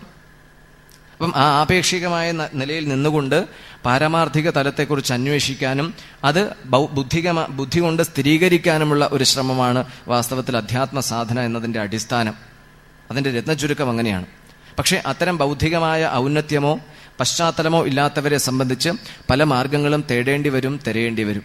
അതിനുള്ള ഒരു തുറന്ന അവസരമാണ് ശ്രീമദ് ഭാഗവതം നമ്മുടെ മുമ്പിൽ അവതരിപ്പിക്കുന്നത്. എല്ലാവർക്കും സ്വീകാര്യമായ, എല്ലാവർക്കും പ്രയോഗിക്കാൻ പറ്റുന്ന കുറ്റമറ്റ ഒരു അധ്യാത്മ സാധനയായി ഭക്തിയെ അതുകൊണ്ടാണ് ശ്രീമദ് ഭാഗവതം നമ്മുടെ മുമ്പിൽ വളരെ ഭംഗിയായി പല തരത്തിൽ എന്ന് വേണമെങ്കിൽ പറയാൻ ചിത്രീകരിക്കുന്നത്. അതിലൊരു കേന്ദ്രസ്ഥാനം കൃഷ്ണനുണ്ട്. ശ്രീമദ് ഭാഗവതത്തിലെ കേന്ദ്ര കഥാപാത്രം കൃഷ്ണനാണ്. മഹാഭാരതത്തിൽ പല ഭാഗത്തായി പടർന്നു കിടക്കുന്നതാണ് കൃഷ്ണചരിത്രം. അപ്പൊ അതിനെയൊക്കെ അവിടെ നിന്നൊക്കെ പറക്കിയെടുത്ത് ഒരു മാലയിൽ മുത്തു കോർക്കണത് പോലെ അടുക്കി മനുഷ്യജീവിതം ജനിച്ച് വളർന്ന് മുന്നേറുന്നതിന് സമാന്തരമായി ഭാഗവതത്തിൽ ചിത്രീകരിക്കുന്നതാണ് ദശമസ്കന്ധത്തിലെ 90 അധ്യായങ്ങൾ. അപ്പൊ അതിൽ ആ കൃഷ്ണചരിതത്തെ നമ്മുടെ സാധക ജീവിതവുമായി താരതമ്യം ചെയ്തു നോക്കുമ്പോൾ പരമാത്മ സാക്ഷാത്കാരത്തിന് വേണ്ടി, അതല്ലെങ്കിൽ സത്യദർശനത്തിന് വേണ്ടി പുറപ്പെടുമ്പോഴുണ്ടാകുന്ന അനവധി പ്രതിസന്ധികളുണ്ട്. അത് പുറമേ നിന്നല്ല, നമ്മിൽ നിന്ന് തന്നെയാണ്. നമ്മുടെ സംസ്കാരത്തിന്റെയോ പൂർവ്വസ്മരണകളുടെയോ അഥവാ വാസനകളുടെയോ ഒരു ബഹുമുഖമായ ചിത്രമാണ് പുറം ലോകത്തിൽ പ്രതിഫലിക്കുന്നതായി നമുക്ക് തോന്നണത്. വാസ്തവത്തിൽ തോന്നല, പ്രതീതി മാത്രമാണ്. നമ്മുടെ മനസ്സ് നിശ്ചലമാണ്, നിർമ്മലമാണ്, സർവവ്യാപകമാണ്. എന്താ അത് പറയാൻ കാരണം? നോക്കൂ, ഒരു ചലിച്ചുകൊണ്ടിരിക്കുന്ന ഒരു പ്രതലത്തിൽ ഏതെങ്കിലും ഒരു ചിത്രത്തിന്റെ വ്യക്തമായ ദൃശ്യം നമുക്ക് കാണാൻ സാധിക്കുമോ? ഒരു കണ്ണാടി നമ്മുടെ മുമ്പിൽ വെച്ച് അതിങ്ങനെ ചലിപ്പിച്ചുകൊണ്ടിരുന്നാൽ ആ കണ്ണാടിയിൽ പ്രതിഫലിക്കുന്ന പ്രതിബിംബം വ്യക്തമായി നമുക്ക് കാണാൻ സാധിക്കും? ഒരിക്കലുമില്ല. പക്ഷെ ഈ കാണപ്പെടുന്ന ലോകത്തിന്റെ വ്യക്തമായ പതിപ്പ്, വ്യക്തമായ ചിത്രം, വ്യക്തമായ അനുഭവം നമുക്കുണ്ട്. നോക്കൂ, എത്ര വ്യക്തമായിട്ട് ഇത് കാണപ്പെടുന്ന വലിയൊരു ദൃശ്യമാണ്. ഈ ദൃശ്യത്തെ ഒപ്പിയെടുത്ത് നമ്മുടെ കണ്ണിന് പിന്നിലുള്ള മനസ്സെന്ന് പറയുന്ന പ്രതലത്തിൽ പതിപ്പിക്കുമ്പോൾ ആ മനസ്സ് നിശ്ചലമായത് കൊണ്ടല്ലേ അത് ഭംഗിയായി ഇതിൽ തെളിഞ്ഞു കാണണത്. അത് ചലിക്കുമായിരുന്നെങ്കിൽ എങ്ങനെ കാണാൻ സാധിക്കുമായിരുന്നു? അപ്പോൾ അങ്ങനെ ഇതിൻ്റെയൊക്കെ പതിപ്പുകളെ പ്രതിഫലിപ്പിക്കുന്ന മനസ്സെന്ന് പറയുന്ന പ്രതലം പോലും നിശ്ചലമാണ്. അപ്പോൾ എല്ലാം ആ തലത്തിലേക്ക് ആന്തരമായി നമ്മൾ പരിശോധിച്ച് ചെല്ലുമ്പോൾ അതിൻ്റെ ആ പ്രതീതിത്വം, അതായത് അതിൻ്റെ ആ മായ എന്ന് പറയുന്നതിൻ്റെ ആ യാഥാർത്ഥ്യം നമുക്ക് ബോധ്യപ്പെടും. അപ്പോൾ വാസ്തവത്തിൽ മായ എന്നൊന്നും ഇല്ല എങ്കിൽ തന്നെ നമ്മൾ പറയാൻ വേണ്ടി പറഞ്ഞു മനസ്സിലാക്കാൻ വേണ്ടി ശാസ്ത്രഗ്രന്ഥങ്ങളിലും ആചാര്യഭാഷണങ്ങളിലും ഇത് ഉപയോഗിക്കുന്നതാണ്. അപ്പം എന്തായി മായ എന്ന് ചോദിച്ചാൽ പരമാത്മാവ് ദൃശ്യരൂപത്തിൽ പ്രകടമായതിനെയാണ് വാസ്തവത്തിൽ മായ. എന്തുപാധിയായി സ്വീകരിച്ചുകൊണ്ട്? ഇപ്പൊ സ്വർണം ആഭരണങ്ങളായി നിർമ്മിക്കാൻ വേണ്ടി അതിലേക്കൊരു അംശം എന്ത് ചേർക്കാറുണ്ട്? തനി തങ്കം കൊണ്ട് ആഭരണങ്ങൾ ഉണ്ടാക്കാൻ വലിയ പ്രയാസം ഉണ്ടായിരിക്കില്ല.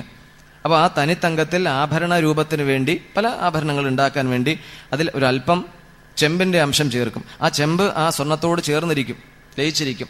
അപ്പം അങ്ങനെ ദൃഢത വന്ന ഈ ലോഹമാണ് പലതരത്തിലുള്ള ആഭരണങ്ങളായി നാം നിർമ്മിക്കണം, നമ്മുടെ താല്പര്യത്തിനനുസരിച്ച്, നമ്മുടെ ഭാവനയ്ക്കനുസരിച്ച് മാറ്റണം. അപ്പം ഇതുപോലെ വ്യക്തമായ ഒരു രൂപമോ വ്യക്തമായ ഒരു നാമമോ വ്യക്തമായ ഒരു സ്ഥിതിയോ നമ്മുടെ ബുദ്ധിക്ക് നൽകാൻ സാധിക്കാത്ത നമ്മുടെ തന്നെ ആത്മഭാവത്തെ, ഞാനെന്നുള്ള ധ്വനിയെ, അല്ലെങ്കിൽ ഞാനെന്ന് പറയുന്ന നമ്മുടെ യഥാർത്ഥ സ്ഥിതിയെ ബുദ്ധിക്ക് പരിചയപ്പെടുത്തി കൊടുക്കാൻ ഒരു പരിശ്രമവും അതിൻ്റെ തുടർച്ചയുമാണ് ശാസ്ത്രങ്ങളിൽ കാണുന്ന എല്ലാ പരാമർശവും. അപ്പം അതിൽ ഭഗവാൻ എന്നുള്ള വിശേഷണം, ആ വിശേഷണത്തോടുള്ള നമ്മുടെ നിത്യസമ്പർക്കം, അത് പ്രാർത്ഥനയായി, സ്തുതിയായി, അത് പിന്നീട് ജീവിതത്തെക്കുറിച്ചുള്ള അവലോകനമായി, ചില വിലയിരുത്തലുകളായി അവസാനം ചെന്നെത്തുന്നത് അവിടെ തന്നെ. എവിടെ നിന്നാണോ ഇത് തുടങ്ങിയിരിക്കുന്നത് അവിടെ തന്നെയാണ് ഇത് ചെന്ന് സംലയിക്കുന്നത് എന്ന് ബോധ്യപ്പെടും. അപ്പൊ ഭാഗവതത്തിലെ 1-2 ശ്ലോകങ്ങൾ ഉദാഹരണമായി എടുക്കുമ്പോൾ 4-ാം അധ്യായത്തിൽ, 2-ാമത്തെ സ്കന്ധത്തിലെ 4-ാമത്തെ അധ്യായത്തിൽ ശുകബ്രഹ്മർഷി തന്നെ ഒരു ശ്ലോകം ഉദ്ധരിച്ചുകൊണ്ട് ഭഗവാനെ സ്തുതിക്കുന്നുണ്ട്.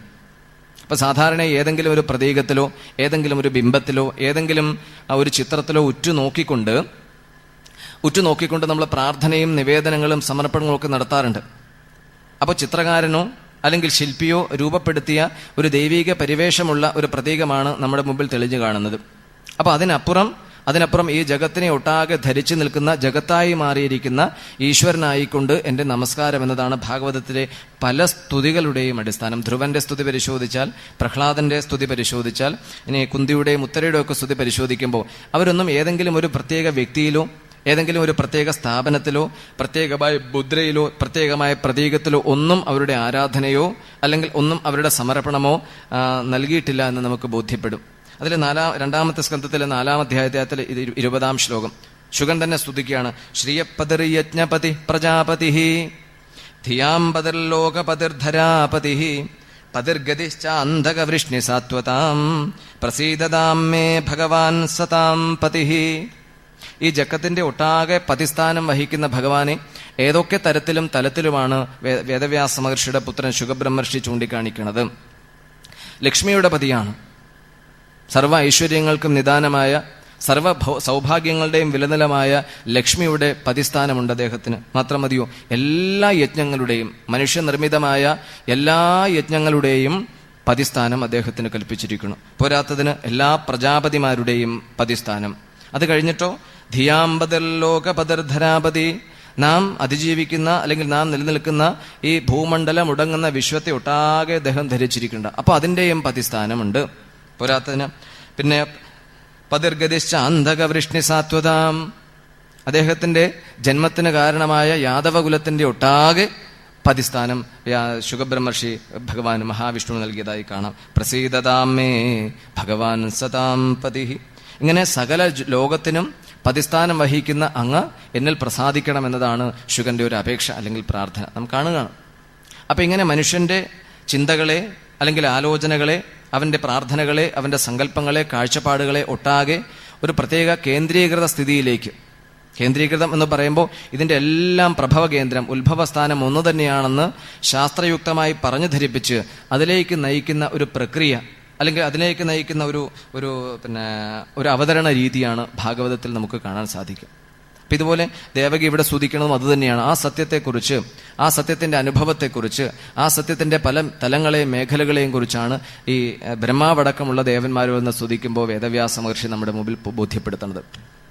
ഇങ്ങനെയുള്ള താത്വികമായ പ്രതിപാദനത്തിൽ കൂടി കടന്നു പോകുമ്പോൾ നാം അറിയാതെ തന്നെ നമ്മുടെ ബൗദ്ധിക തലം പുനഃക്രമീകരിക്കപ്പെടും. അങ്ങനെ ഒരു ഒന്നുണ്ട്. ഈ മഹാത്മാക്കളൊക്കെ നമ്മൾ അറിയപ്പെടുന്ന, അല്ലെങ്കിൽ നമ്മുടെ വായിച്ചു കേട്ടിട്ടുള്ള എല്ലാ മഹാത്മാക്കളുടെയും ജീവിതം പരിശോധിക്കുമ്പോൾ അവരൊക്കെ സാധന കാലത്ത് കടന്നുപോയ ഒരു പശ്ചാത്തലത്തിന്റെ ഒരു പ്രത്യേക ഘട്ടം കഴിയുമ്പോൾ അവരുടെ വ്യക്തിത്വം തന്നെ മാറിയതായി നമുക്ക് കാണാൻ സാധിക്കും പരിശോധിക്കുമ്പോൾ.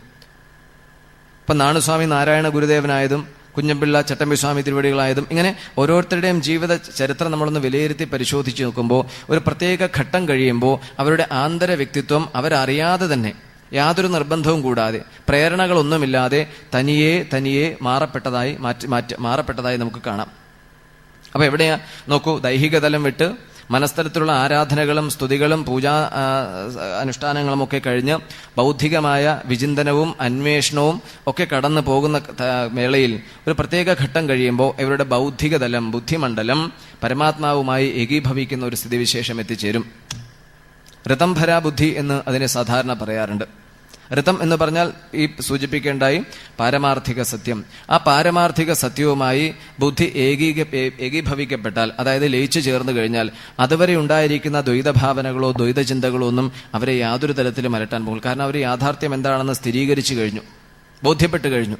അങ്ങനെ ബോധ്യപ്പെട്ട ഒരാളെ സംബന്ധിച്ച് ഇഹലോക ജീവിത സൗഭാഗ്യങ്ങളോ അല്ല എന്തെങ്കിലും തരത്തിലുള്ള വിമർശനങ്ങളോ ആക്ഷേപങ്ങളോ ഒന്നും ഉള്ളിലേക്ക് കടന്നു പോകാതെ, അല്ലെങ്കിൽ അതിനെ തുല്യമായി ഉഭയാതീതമായി നിലനിർത്താൻ സാധിക്കുന്ന ഒരു അവസ്ഥാവിശേഷം അവർക്ക് കാലക്രമേണ വന്നു ചേരും. അപ്പൊ ഇതുപോലെയുള്ള ഒരു അവസ്ഥയിലേക്ക് ഒരു സാധകനെ കൈപിടിച്ച് കൂട്ടിക്കൊണ്ടു ചെന്ന് എത്തിക്കുന്ന ഒരു പരിശ്രമം ശ്രീമദ് ഭാഗവതത്തിൽ നമുക്ക് കാണാൻ സാധിക്കും. ഇത് വേണമെന്നാണ്. അപ്പോൾ കാലക്രമേണ നമ്മുടെ വ്യക്തിത്വത്തിന്റെ പല ഭാഗങ്ങളിലും കൂർത്തമൂർത്ത ഭാഗങ്ങളുള്ള നീക്കം ചെയ്യാൻ ഉള്ള പരിശ്രമം വളരെ സ്ഥിരമായി കൃത്യമായി ദിശാബോധത്തോടെ നടത്താനുള്ള പല പ്രേരണകളും നമുക്ക് ഇത്തരം സന്ദർഭങ്ങളിൽ നിന്ന് അടർത്തിയെടുത്ത് സ്വീകരിക്കാൻ സാധിക്കും. അപ്പൊ ഇവിടെ ഈ ദശമസ്കന്ധത്തിൽ നമ്മൾ തുടങ്ങുമ്പോൾ തന്നെ അവിടെ 3 പ്രധാന കഥാപാത്രങ്ങളെ നമ്മൾ കാണുന്നുണ്ട്. ഒന്ന്, കൃഷ്ണന് ജന്മം നൽകിയ ദേവകീദേവി, അതുപോലെ തന്നെ അദ്ദേഹത്തിന്റെ പിതാവായ വസുദേവരും, കൂട്ടത്തിൽ കംസനും. നമ്മൾ ഈ 3 കഥാപാത്രങ്ങളെ കാണാം. അധ്യാത്മഭാഷയിൽ ദേവകി എന്ന് പറയുന്നത് ആത്മവിദ്യയുടെ അല്ലെങ്കിൽ ബ്രഹ്മവിദ്യയുടെ പ്രതീകമാണ് അധ്യാത്മഭാഷയിൽ പറഞ്ഞാൽ. രണ്ടാമത് വസുദേവൻ എന്ന് പറഞ്ഞാൽ എന്താ? ശുദ്ധ സത്വഗുണത്തിന്റെ പ്രതീകമാണ്. അപ്പോൾ തീർച്ചയായിട്ടും ബ്രഹ്മവിദ്യ ശുദ്ധ സത്വഗുണവുമായി ചേർന്നാൽ തീർച്ചയായിട്ടും അവിടെ സംഭവിക്കുന്നത് എന്താ? കൃഷ്ണജന്മമാണ് സംഭവിക്കുക. കൃഷ്ണം എന്ന് പറയുന്നത് നേരത്തെ സൂചിപ്പിക്കുകയുണ്ടായി. ബ്രഹ്മജ്ഞാനികളും തത്വജ്ഞാനികളും പണ്ഡിതന്മാരും സാധകരുമൊക്കെ എന്തിനെയാണോ ഞാൻ എന്ന പദം കൊണ്ട് സൂചിപ്പിക്കുന്നത്, അല്ലെങ്കിൽ ബ്രഹ്മം എന്ന പദം കൊണ്ട് സൂചിപ്പിക്കുന്നത്, അത് തന്നെയാണ് കൃഷ്ണ വ്യക്തിത്വം. ആ ഒരു സ്ഥിരീകരണത്തിലേക്ക് നമുക്ക് എത്തിച്ചേരാൻ സാധിക്കും, ഒടുവിൽ എത്തിച്ചേരേണ്ടതുണ്ട്. അപ്പം അതിന് പ്രാരംഭദശയിൽ പ്രായോഗികമായി നമ്മൾ ചെയ്യേണ്ട ചില അനുഷ്ഠാനങ്ങൾ, ആചരണങ്ങൾ, പിന്നെ സാധനാ ഘട്ടത്തിൽ പോകുന്ന സമയത്തുണ്ടാകുന്ന പലതരം അസ്വസ്ഥതകൾ ഉണ്ടാകും, തെറ്റിദ്ധാരണകൾ ഉണ്ടാകും, ദുഷ്പ്രേരണകൾ ഉണ്ടാകും, അനാവശ്യമായ ചിന്തകൾ കടന്നു വരും. ഇത്തരം സന്ദർഭങ്ങളൊക്കെ ഉണ്ടാകുമ്പോൾ വളരെ ക്ഷമയോടും വളരെ ശാന്തതയോടും കൂടി അതിനെ നിരീക്ഷിച്ച് എവിടെയാണോ ഇത് പുറപ്പെട്ടത് ആ പുറപ്പെടുന്ന കേന്ദ്രത്തെ തന്നെ നിരന്തരം സ്മരിച്ച് അതിലേക്ക് തന്നെ ചേർക്കാനുള്ള ഒരു പ്രവണതയും പ്രക്രിയയും നമുക്ക് ആവശ്യമുണ്ട്. അപ്പം അതുകൂടി നമുക്കിതിൽ ദശമസ്കന്ധത്തിൽ കൂട്ടി വായിക്കേണ്ടിയിരിക്കുന്നു. അപ്പം അങ്ങനെ വരുമ്പോൾ ഏതെങ്കിലും ഒരു പ്രത്യേക പ്രവൃത്തിയെ യജ്ഞമാക്കി, അല്ലെങ്കിൽ ഏതെങ്കിലും ഒരു പ്രത്യേക പ്രവൃത്തിയെ പൂജയാക്കി, ഏതെങ്കിലും ഒരു പ്രത്യേക പ്രവൃത്തിയെ ആരാധനയാക്കി മാറ്റുകയല്ല, ജീവിതത്തിന് അത്തരമൊരു പരിവേഷം തന്നെ നമുക്ക് നൽകേണ്ടി വരും. ഇപ്പൊ നോക്കൂ, ഹോമകുണ്ഡം നിർമ്മിച്ച് അതിൽ അഗ്നി ജ്വലിപ്പിച്ച് പല മന്ത്രങ്ങളും പല ദേവന്മാരെ കുറിച്ച് ചൊല്ലി അതിൽ ഹവിസായി സമർപ്പിക്കാറുണ്ട് പലരും. അതെന്തിന്റെ പ്രതീകം? ഒരിക്കൽ ഒരു സദസ്സിൽ വെച്ച് ഒരാൾ ചോദിക്കേണ്ടേ, സ്വാമിജി, ഹോമകുണ്ഡത്തിൽ ഹവിസ് സമർപ്പിക്കുന്നതും വിഗ്രഹത്തിന് മുമ്പിൽ നിവേദ്യം സമർപ്പിക്കുന്നതും തമ്മിലുള്ള വ്യത്യാസം എന്താ? ചോദ്യം തികച്ചും ന്യായമാണ്, മറുപടി കൊടുത്തേ പറ്റൂ. അതായത് ഒരു പ്രതിമ ഉണ്ടാക്കി അലങ്കരിച്ച് പല ഭോഗ്യവസ്തുക്കളും നിവേദ്യമായി അതിനെ നിവേദിക്കുന്നതും ഹോമകുണ്ഡത്തിൽ അഗ്നി ജ്വലിപ്പിച്ച് ദേവമന്ത്രം ചൊല്ലി അതിൽ സമർപ്പിക്കണം തമ്മിൽ, ഹവിസാക്കി അർപ്പിക്കണം തമ്മിലുള്ള വ്യത്യാസം എന്താണെന്നാണ് ചോദ്യം. എന്ത് തോന്നുന്നു? എന്തെങ്കിലും ഒരു വ്യത്യാസം ഉണ്ടാകുമല്ലോ. ഉണ്ട്, വ്യത്യാസമുണ്ട്. ഹോമകുണ്ഡത്തിൽ ജ്വലിക്കുന്ന അഗ്നിയിലേക്ക് ആഹുതിയായി സമർപ്പിക്കുമ്പോൾ പിന്നെ ഒന്നും അതിൽ നിന്ന് കിട്ടാനില്ല, പൂർണ്ണമായി അത് അഗ്നിയിലേക്ക് ചേർന്ന് കഴിഞ്ഞു. എന്നാൽ ഒരു പ്രതീകത്തിന്റെ മുമ്പിൽ നിവേദ്യം സമർപ്പിക്കുമ്പോൾ എന്ത് തോന്നും? എന്തുണ്ടാകും? ഒരു പ്രതീക്ഷയുണ്ടാകും. എന്ത് പ്രതീക്ഷയുണ്ടാകും? ഇത് പ്രസാദമായി നമുക്ക് മടക്കി കിട്ടുമെന്നൊരു പ്രതീക്ഷ അതിന്റെ പിന്നിലുണ്ട്. ഒന്ന്, പൂർണ്ണമായ നിസ്വാർത്ഥമായ സമർപ്പണത്തിന്റെ പ്രതീകമാണെങ്കിൽ ഒന്നിൽ ഭാഗികമേ ഉള്ളൂ. ഈ ഭക്തി എന്ന് പറയുന്ന പ്രായോഗിക അനുഷ്ഠാനം നമ്മെ പലപ്പോഴും ബുദ്ധിമുട്ടിക്കുന്നത്, അല്ലെങ്കിൽ പലപ്പോഴും പിടിച്ച് പിന്നോക്കം വലിക്കുന്നത് ഈ ഒരു ഭേദമാണ്. അപ്പൊ ഇങ്ങനെ ഏതെങ്കിലും ഒരു പ്രതീകത്തിന്റെ മുമ്പിലോ ജ്വലിപ്പിച്ച അഗ്നിയിലോ ആഹൂതിയായോ നിവേദ്യമായോ സമർപ്പിക്കുന്നതല്ല. ആ ഈശ്വര സാന്നിധ്യം അല്ലെങ്കിൽ ഈശ്വരാംശം നമ്മിൽ തന്നെയുണ്ട്. നമ്മളെ അന്തരാത്മാവിനെ വേണ്ടവണ്ണം ആരാധിക്കുന്നതും പൂജിക്കുന്നതും സമർപ്പിക്കുന്നതുമാണ് ഏറ്റവും ഉത്തമമായ വഴി എന്ന് ആചാര്യന്മാർ നമ്മളെ നിരന്തരം പഠിപ്പിക്കുന്നുണ്ട്. പക്ഷെ പ്രായോഗിക ദശയിൽ ഇത്തരം പ്രവചനങ്ങളും അതുപോലെ വ്യാഖ്യാനങ്ങളും ഒക്കെ ഉണ്ടായിട്ടും പ്രായോഗിക ദശയിൽ നമ്മൾ നോക്കുമ്പോൾ ഇതിന്റെ ഒന്നും ഒരു യാഥാർത്ഥ്യം അല്ലെങ്കിൽ ചിത്രം നമുക്ക് പൊതുസമൂഹത്തിൽ കാണാൻ സാധിക്കണില്ല. അത് കൂടിക്കൂടിയാ വരണത്. ഓരോ നാൾ കഴിയുമ്പോഴും ഓരോ ദിവസം കഴിയുമ്പോഴും അത് കൂടിക്കൂടിയാണ് വരുന്നത്. എന്താ ഇങ്ങനെ ഒരു പോരായ്മ വരാൻ കാരണം, ഇങ്ങനെ ഒരു തകരാറ് സംഭവിക്കാൻ കാരണം? അത് നമ്മൾ ആഴത്തിലൊന്ന് ചിന്തിക്കേണ്ട കാര്യമാണ്. അപ്പൊ ഭഗവത്ഗീത പോലുള്ള ശാസ്ത്രങ്ങളിൽ ഈശ്വരന്റെ സാന്നിധ്യത്തെക്കുറിച്ച് വളരെ വ്യക്തമായി പറഞ്ഞ് മനസ്സിലാക്കുന്നുണ്ട്. അപ്പൊ നോക്കൂ, നമ്മുടെ ദേഹം രൂപപ്പെട്ടത് ഒരു കോശത്തിൽ നിന്ന്. ആർക്കും അക്കാര്യത്തിൽ സംശയം ഉണ്ടാകാൻ വഴിയില്ല. ഈ അംഗോപാംഗങ്ങളുള്ള 10-80 കിലോ ഭാരമുള്ള കൈയും കാലും ഒക്കെ കാണുന്ന ഈ രൂപമുണ്ടല്ലോ, ഈ രൂപമുണ്ടായത് ഒരു അതിസൂക്ഷ്മമായ കോശത്തിൽ നിന്നാണെന്ന് പറഞ്ഞാൽ ആർക്കും അത് തിരസ്കരിക്കാൻ പറ്റില്ല. സംശയമുണ്ടോ അതിൽ? ഒരൊറ്റ കോശത്തിൽ നിന്നാണ് നാം ഇങ്ങനെ വളർന്ന് ഈ രീതിയിലായി തീർന്നിരിക്കുന്നത്. അപ്പൊ ആ ചെറു സൂക്ഷ്മ കണികയിൽ ഈ ശരീരമായി തീരാനുള്ള അല്ലെങ്കിൽ ആ ശരീരത്തെ പ്രചോദിപ്പിക്കാനുള്ള പ്രേരണകൾ അതിസൂക്ഷ്മമായി അവിടെ ഒരുക്കി എന്ന് പറഞ്ഞാൽ വിശ്വവിധാതാവിന്റെ മഹത്വം, അദ്ദേഹത്തിന്റെ വൈഭവം നമ്മുടെ ബുദ്ധിക്ക് പോലും ചിന്തിക്കുന്നതിനപ്പുറമാണ്. അപ്പം ആ ഒരു കോശവിഭജന പ്രക്രിയയിലൂടെ ഈ അംഗോപാംഗങ്ങളുടെ ദേഹമായി മാറി ആ ദേഹവുമായിട്ടാണ് നാം ഈ ലോകത്തെ സഞ്ചരിച്ച് അവസാനം അടങ്ങണത്. അപ്പൊ ആ ലോകത്ത് നിന്ന് നമുക്ക് പലതും കാണാനുണ്ട്. നിരീക്ഷണ പാടവത്തോടുകൂടി നോക്കിക്കാണുമ്പോൾ പലതും നമുക്ക് മനസ്സിലാക്കാനുണ്ട്. അപ്പൊ നാം നിത്യേന കാണുന്നതാണ് സൂര്യോദയവും സൂര്യാസ്തമനവും. നമുക്ക് അനുഭവമുള്ള കാര്യമാണ്. അപ്പൊ നമ്മൾ പറയും സൂര്യൻ കിഴക്കുദിച്ചു പടിഞ്ഞാറ് അസ്തമിച്ചു എന്ന് നമ്മൾ പറയും. വ്യവഹാരിക ഭാഷ അത് ശരി തന്നെയാണ്. പക്ഷേ യഥാർത്ഥത്തിൽ അതിനെ വിലയിരുത്തുമ്പോൾ പരിശോധിക്കുമ്പോൾ അങ്ങനെ ഒരു സംഭവമേ ഉണ്ടായിട്ടില്ല. ഉദയവും ഉണ്ടായിട്ടില്ല, അസ്തമനവും ഉണ്ടായിട്ടില്ല. സൂര്യൻ നമ്മുടെ നഗ്നനേത്രങ്ങൾക്ക് ഗോചരമാകുന്ന സ്ഥാനത്തെ നമ്മൾ കിഴക്കെന്ന് പറയും. ആ സംഭവത്തെ അല്ലെങ്കിൽ ആ സന്ദർഭത്തെ നാം ഉദയം എന്ന് വിശേഷിപ്പിക്കും. അങ്ങനെ ഉദിച്ച സൂര്യൻ സഞ്ചരിച്ച് പടിഞ്ഞാറ് കടൽ താഴ്ന്നു പോകുമ്പോൾ നമ്മൾ അസ്തമിച്ചു എന്നും പറയാറുണ്ട്. ഇത് നൽകുന്നത് വളരെ വിലയേറിയ ഒരു ജീവിത പാഠമാണ്. വളരെ മഹത്തായ, അനവധി ശാസ്ത്രങ്ങൾ പരിശോധിച്ചാലും കണ്ടുകിട്ടാത്ത അത്യുത്കൃഷ്ടമായ ഒരു സന്ദേശം അല്ലെങ്കിൽ പാഠമാണ് ഈ ദൃശ്യം നമുക്ക് നൽകുന്നത്. നമുക്ക് അതിന് വിലയിരുത്തി നോക്കൂ. ഇപ്പോൾ ഉദയം എന്ന് പറയുമ്പോൾ, ഇപ്പൊ നമ്മൾ ഉദയം എന്ന് പറയുമ്പോൾ അത് വേറൊരു കൂട്ടരുടെ എന്തായിരിക്കണം? സംശയമില്ല, ഭൂമി ഉരുണ്ടൊരു ഗോളമാണ്. ആ ഗോളം മണിക്കൂറിൽ 64,000 കിലോമീറ്റർ വേഗതയിൽ കറങ്ങുന്നത് കൊണ്ടാണ് ഈ പ്രതിഭാസങ്ങളൊക്കെ മാറി മാറി സംഭവിക്കുന്നത്. സൂര്യൻ യഥാസ്ഥാനത്ത് നിൽക്കണു. ഈ വേഗതയനുസരിച്ച് നമുക്ക് രാത്രിയും പകലും എന്നുള്ള പ്രതിഭാസങ്ങൾ അനുഭവപ്പെട്ടുകൊണ്ടേയിരിക്കണം.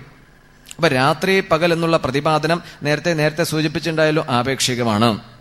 സൂര്യനെ സംബന്ധിച്ച് രാത്രിയില്ല, പകലില്ല. പക്ഷേ സൂര്യനെ നോക്കിക്കാണുന്ന നമുക്ക് ഇവിടെ നിന്നുകൊണ്ട് രാത്രിയും പകലും, സൂര്യപ്രകാശത്തിന്റെ സാന്നിധ്യത്തെ നമ്മൾ പകലെന്നും ആ അസാന്നിധ്യത്തെ നമ്മൾ രാത്രിയെന്നും വിശേഷിപ്പിക്കും. അപ്പൊ ആരെ ഉദ്ദേശിച്ച്? ആ സൂര്യനെ ആധാരമാക്കിയാണോ, നമ്മളെ ആധാരമാക്കിയാണോ രാത്രിയും പകലും നമ്മൾ നിർണയിച്ചിരിക്കുന്നത്? നമ്മളെ ആധാരമാക്കിയ, നേരത്തെ കാലത്തെക്കുറിച്ച് പറഞ്ഞതുപോലെ ഭൂതം, ഭാവി, വർത്തമാനം, രാവ് പറഞ്ഞതുപോലെ രാത്രി പകൽ എന്നുള്ള പ്രതിഭാസത്തെ നമ്മൾ അങ്ങനെ വിലയിരുത്തിയതേക്ക് നമ്മളെ ആസ്പദമാക്കിയിട്ടാണ്, ആധാരമാക്കിയിട്ടാണ്. സൂര്യനെ സംബന്ധിച്ച് രാത്രിയുമില്ല, പകലുണ്ടോ?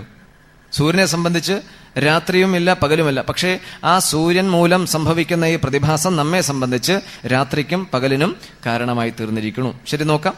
അപ്പൊ സൂര്യനെ നമ്മുടെ കണ്ണുകൾ കൊണ്ട് കാണുന്ന ദിശയെ നമ്മൾ കിഴക്കെന്ന് വിശേഷിപ്പിക്കും. ആ സംഭവത്തെ നമ്മൾ ഉദയം എന്നാണ് പറയുക. ഇതിന്റെ മറുവശമുണ്ടല്ലോ, ഇത്രയും ദൂരെ യാത്ര ചെയ്ത് കടലിൽ താഴുമ്പോൾ നമ്മൾ ആ സമയത്തെ അസ്തമനം എന്ന് വിശേഷിപ്പിക്കും, പകൽ അവസാനിച്ചു എന്ന് പറയും. അപ്പോൾ ഒരു പകലിന്റെ 2 അഗ്രങ്ങളാണ്, ഒരു പകലിന്റെ 2 അരികുകളാണ്, പകലിന്റെ 2 അരികുകളാണ് ഉദയവും അസ്തമനവും. പിടികിട്ടിയിട്ടുണ്ടാകും. അപ്പോൾ പകല് തുടങ്ങിയത് ഉദയത്തിൽ നിന്ന്, പകൽ അവസാനിച്ചത് അസ്തമനത്തിൽ നിന്ന്. ഇനിയല്ല, ഒരു രാത്രിയുടെ 2 അഗ്രങ്ങളാണ്, രാത്രിയുടെ 2 അഗ്രങ്ങളാണ് അസ്തമനവും ഉദയവും. അപ്പൊ നമ്മൾ ഈ ഭൂമണ്ഡലത്തിന്റെ പകുതിയിൽ നിന്ന് ഈ സൂര്യനെ നിരീക്ഷിക്കുമ്പോൾ അല്ലെങ്കിൽ സൂര്യനെ ആധാരമാക്കി പറയുമ്പോൾ സൂര്യപ്രകാശം പതിച്ച അത്രയും സമയത്തെ നാം പറയണു പകല്. ഇത്രയും സമയത്ത് ഇതിന് മറുഭാഗത്ത് നിൽക്കുന്നവരെന്തായിരിക്കും പറയുക? അവർക്കപ്പോൾ എന്താ? രാത്രിയാ. അത് ശരിയാണ്. പക്ഷേ ഈ പകല് രാത്രി എന്നുള്ള 2 കൂട്ടരുടെയും പ്രതിപാദനം ശരിയോ എന്നതാണ് അടുത്ത ചോദ്യം. പകലും എന്ന് പറയുന്നത് അവരെ സംബന്ധിച്ച്, നമ്മെ സംബന്ധിച്ച് ശരിയാണ്. രാത്രി എന്ന് പറയുന്നത് അവരെ സംബന്ധിച്ച് ശരിയാണ്. ഈ ഒരേ സൂര്യൻ തന്നെ 2 കൂട്ടർക്കും ശരിയാണ്. ശരിക്കും സ്ഥാനമില്ല. അപ്പോൾ അതിനെ ആപേക്ഷികമെന്ന് പറയാം. നമ്മളെ ആധാരമാക്കി നോക്കുമ്പോൾ, വിലയിരുത്തുമ്പോൾ, പറയുമ്പോൾ ഒക്കെ അതിന് പരിമിതികളുണ്ട്. ആ പരിമിതികൾക്കുള്ളിൽ നിന്നാണ് ഈ പ്രതിപാദനങ്ങളും അതുപോലെ നിഗമനങ്ങളും ഒക്കെ ഉണ്ടായിരിക്കുന്നത്. ഇനി വരാം. അപ്പൊ പകലിന്റെ തുടക്കമാണ് ഉദയം, പകലിന്റെ അവസാനമാണ് അസ്തമനം. ഇനി അതുപോലെ രാത്രിയുടെ ആരംഭമാണ് അസ്തമയം, അതുപോലെ അതിന്റെ അവസാനമാണ് ഉദയം. പിന്നെ ജീവിതത്തിലെ ഒരു മനോഹരമായ ഒരു പാഠം നമുക്ക് പ്രകൃതി നൽകുന്നതാണ്. ഇപ്പോൾ ജീവിതത്തിന്റെ 2 അഗ്രങ്ങളുണ്ടല്ലോ, നമ്മളിങ്ങനെ കടന്നു പോകുന്ന ജീവിതത്തിന്റെ 2 അഗ്രങ്ങളുണ്ട്. എന്താ ജീവിതത്തിന്റെ 2 അഗ്രങ്ങളായി നമുക്ക് പരിചയമുള്ളത്? ജനനം എന്നുള്ള ഒരു പ്രതിഭാസം, മരണം എന്നുള്ള ഒരു അഗ്രം. ഈ 2 അഗ്രങ്ങളുടെ മധ്യയുള്ളതാണല്ലോ ജീവിതം എന്ന് പറയണത് നാം കൊണ്ടു നടക്കുന്നത്. അപ്പോ ജനനം എന്ന്, ഈ ഉദയം എന്ന് പറയണത് എന്തിന്റെ തുടർച്ചയായിരിക്കും? അപ്പോ ഉദയം എന്ന് പറയണത് എന്തോ ഒന്നിന്റെ തുടർച്ചയാണല്ലോ. വേറൊരു കൂട്ടരുടെ അസ്തമനം എന്ന് പറയുമ്പോൾ അവർക്ക് അസ്തമനം സംഭവിക്കുമ്പോഴാണ് നമുക്ക് ഉദയം സംഭവിക്കണത്. അപ്പോൾ ഉദയം എന്ന് പറയണത് അസ്തമനത്തിന്റെ തുടർച്ചയാണ്. അസ്തമയം എന്ന് പറയണത് മറ്റൊരു കൂട്ടരുടെ ഉദയത്തിന്റെ തുടക്കമാണ്. ചെറിയ തോതിലെങ്കിലും പിടികിട്ടിയോ? കേട്ടോ? പിടികിട്ടില്ല വിട്ടേക്കൂ. അപ്പോൾ ഉദയം എന്ന് പറയണത് ഒരു പകലിന്റെ തുടക്കവും അസ്തമനം എന്ന് പറയണത് രാത്രിയുടെ തുടക്കവും എന്ന് പറയണത് പോലെ ജീവിതത്തിന്റെ 2 അഗ്രങ്ങളാണ് ജനനവും മരണവും. ഇനി ഈ ഉദാഹരണമായി ഒന്ന് താരതമ്യം ചെയ്ത് ചിന്തിച്ചു നോക്കൂ. അപ്പം ഈ ജനനം എന്ന് പറയണത് എന്തിന്റെ തുടർച്ചയായിരിക്കും? അങ്ങനെയാണെങ്കിൽ മരണത്തിന്റെ തുടർച്ചയാണ് ജനനമെങ്കിൽ മരണം എന്ന് പറയണത് എന്തിന്റെ തുടക്കമാ? അപ്പൊ ഈ ജനനവും മരണവും, അതുപോലെ നോക്കൂ, ആ ഉദാഹരണം തന്നെ എടുക്കാനും, ഈ ഉദയവും അസ്തമനം എന്ന് പറയണത് യഥാർത്ഥത്തിൽ കൽപ്പിതമാണ്, ആരോപിതമാണ്. ആരിൽ? സൂര്യനിൽ നാം ആരോപിച്ചതാണ്. സൂര്യൻ ഉദിച്ചു, സൂര്യൻ അസ്തമിച്ചു, നട്ടുച്ചയായി, അർദ്ധരാത്രിയായി എന്നൊക്കെ സൂര്യനെ ആരോപിച്ച് സൂര്യനെ ആധാരമാക്കി നമ്മൾ പറയുന്ന അജ്ഞാനദശയിൽ നിന്നുള്ള പ്രതിപാദനമാണെങ്കിൽ നമ്മൾ വളരെ കാര്യമായി കൊണ്ടു നടക്കുന്ന ഈ ജീവിതത്തിന്റെ 2 അഗ്രങ്ങളാണ് ജനനവും മരണവും. ഏതൊരു ബാധകമാണ്? പഞ്ചഭൂത നിർമ്മിതമായ ഈ ശരീരത്തിൽ നമ്മൾ സത്യത്വം കൽപ്പിക്കുന്നത് കൊണ്ട് ശരീരത്തെ നിർത്തി നമ്മൾ ചിന്തിക്കുമ്പോൾ ജനനവും മരണവും യാഥാർത്ഥ്യമാണ്.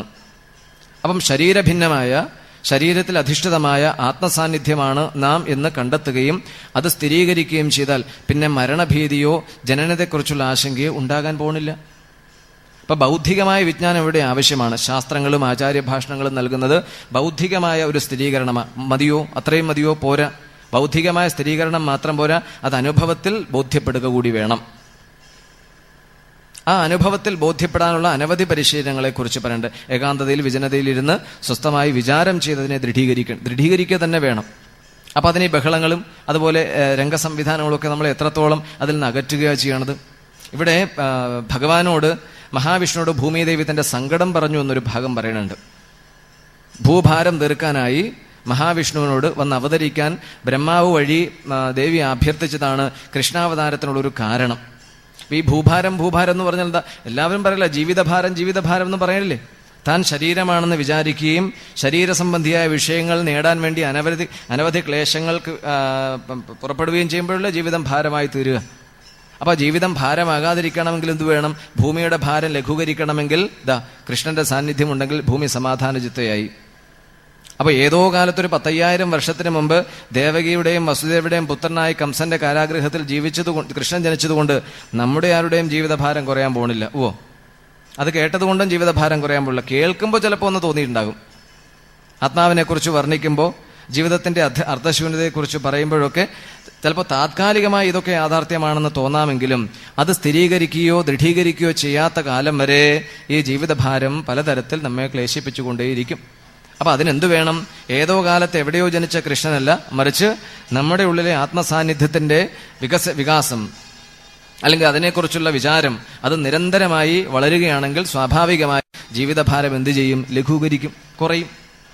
അതിനുള്ള വഴിയാണ് ശ്രീമദ് ഭാഗവതം നമ്മുടെ മുമ്പിൽ അവതരിപ്പിക്കുന്നത്. അപ്പോൾ ജീവിതഭാരങ്ങളും ജീവിതക്ലേശങ്ങളും കൊണ്ട് പൊറുതിമുട്ടി പരാതി പറഞ്ഞു, പിന്നെ കുറ്റം പറഞ്ഞു, പലരെയും അതിൽ നമ്മൾ നീ കാരണമാണ് അല്ലെങ്കിൽ മറ്റേയാൾ കാരണമാണ് എന്നൊക്കെ പലരെയും അതിന്റെ ആ ഉത്തരവാദിത്വം ചാർത്തിയെങ്കിലും നമ്മൾ പിന്നെയും എന്താ? അതിൽ ഭാഗവതം ആദ്യം തന്നെ വളരെ വ്യക്തമായി നമ്മുടെ മുമ്പിൽ അവതരിപ്പിച്ചു കഴിഞ്ഞു. ധർമ്മപ്രോചിത കൈതവോത്ര പരമോ നിർമത്സരാണാം സതാം വേദ്യം വാസ്തവമത്ര വസ്തു ശിവദം താപത്രയോന്മൂലനം. ശ്രീമദ് ഭാഗവതേ മഹാമുനികൃതേ കിം വാ പരൈരീശ്വരഃ സദ്യോ ഹൃദ്യ അവരുദ്ധ്യതേത്ര കൃതിഭി ശുശ്രൂഷഭി തക്ഷണാത് എന്ന് ആദ്യം തന്നെ പറഞ്ഞു കഴിഞ്ഞു. അപ്പൊ ഈ ഒരു ആശയത്തിന്റെയോ തത്വത്തിന്റെയോ വികസിത രൂപമാണ് ശ്രീമദ് ഭാഗവതത്തിലുടനീളം പല ഉദാഹരണങ്ങളിൽ കൂടി നമ്മെ മഹർഷി ബോധ്യപ്പെടുത്തുന്നത്. ആ ഒരു വീക്ഷണത്തിൽ അല്ലെങ്കിൽ ആ ഒരു ദിശയിൽ കൂടി നമ്മൾ സഞ്ചരിക്കുമ്പോൾ ഇതൊക്കെ ഭാഗവതത്തിലെ എല്ലാ സംഭവങ്ങളും നിലനിൽക്കുന്നതും നടന്നുകൊണ്ടിരിക്കുന്നതും നമ്മിൽ തന്നെയാണ്. പക്ഷെ നമ്മിലേക്ക് തിരിയാനുള്ള, നമ്മെ വിലയിരുത്താനുള്ള ശ്രദ്ധയും പ്രചോദനവും നമ്മിൽ ഉണ്ടാകാതിരിക്കുന്നിടത്തോളം കാലം നമുക്ക് മറ്റു പലതിനെയും ആപേക്ഷിക്കുമെന്ന് പറയുണ്ടായല്ലോ, മറ്റു പലതിനെയും ചൂണ്ടിക്കാണിച്ച് പറയേണ്ടി വരും. എന്താ ഇന്നതുപോലെ, അതുപോലെ, ഇതുപോലെ.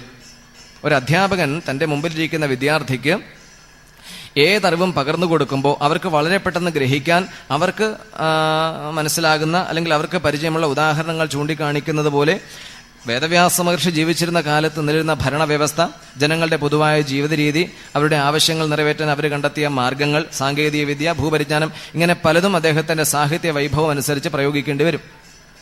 അങ്ങനെ പലതും അതിൽ കാണാം.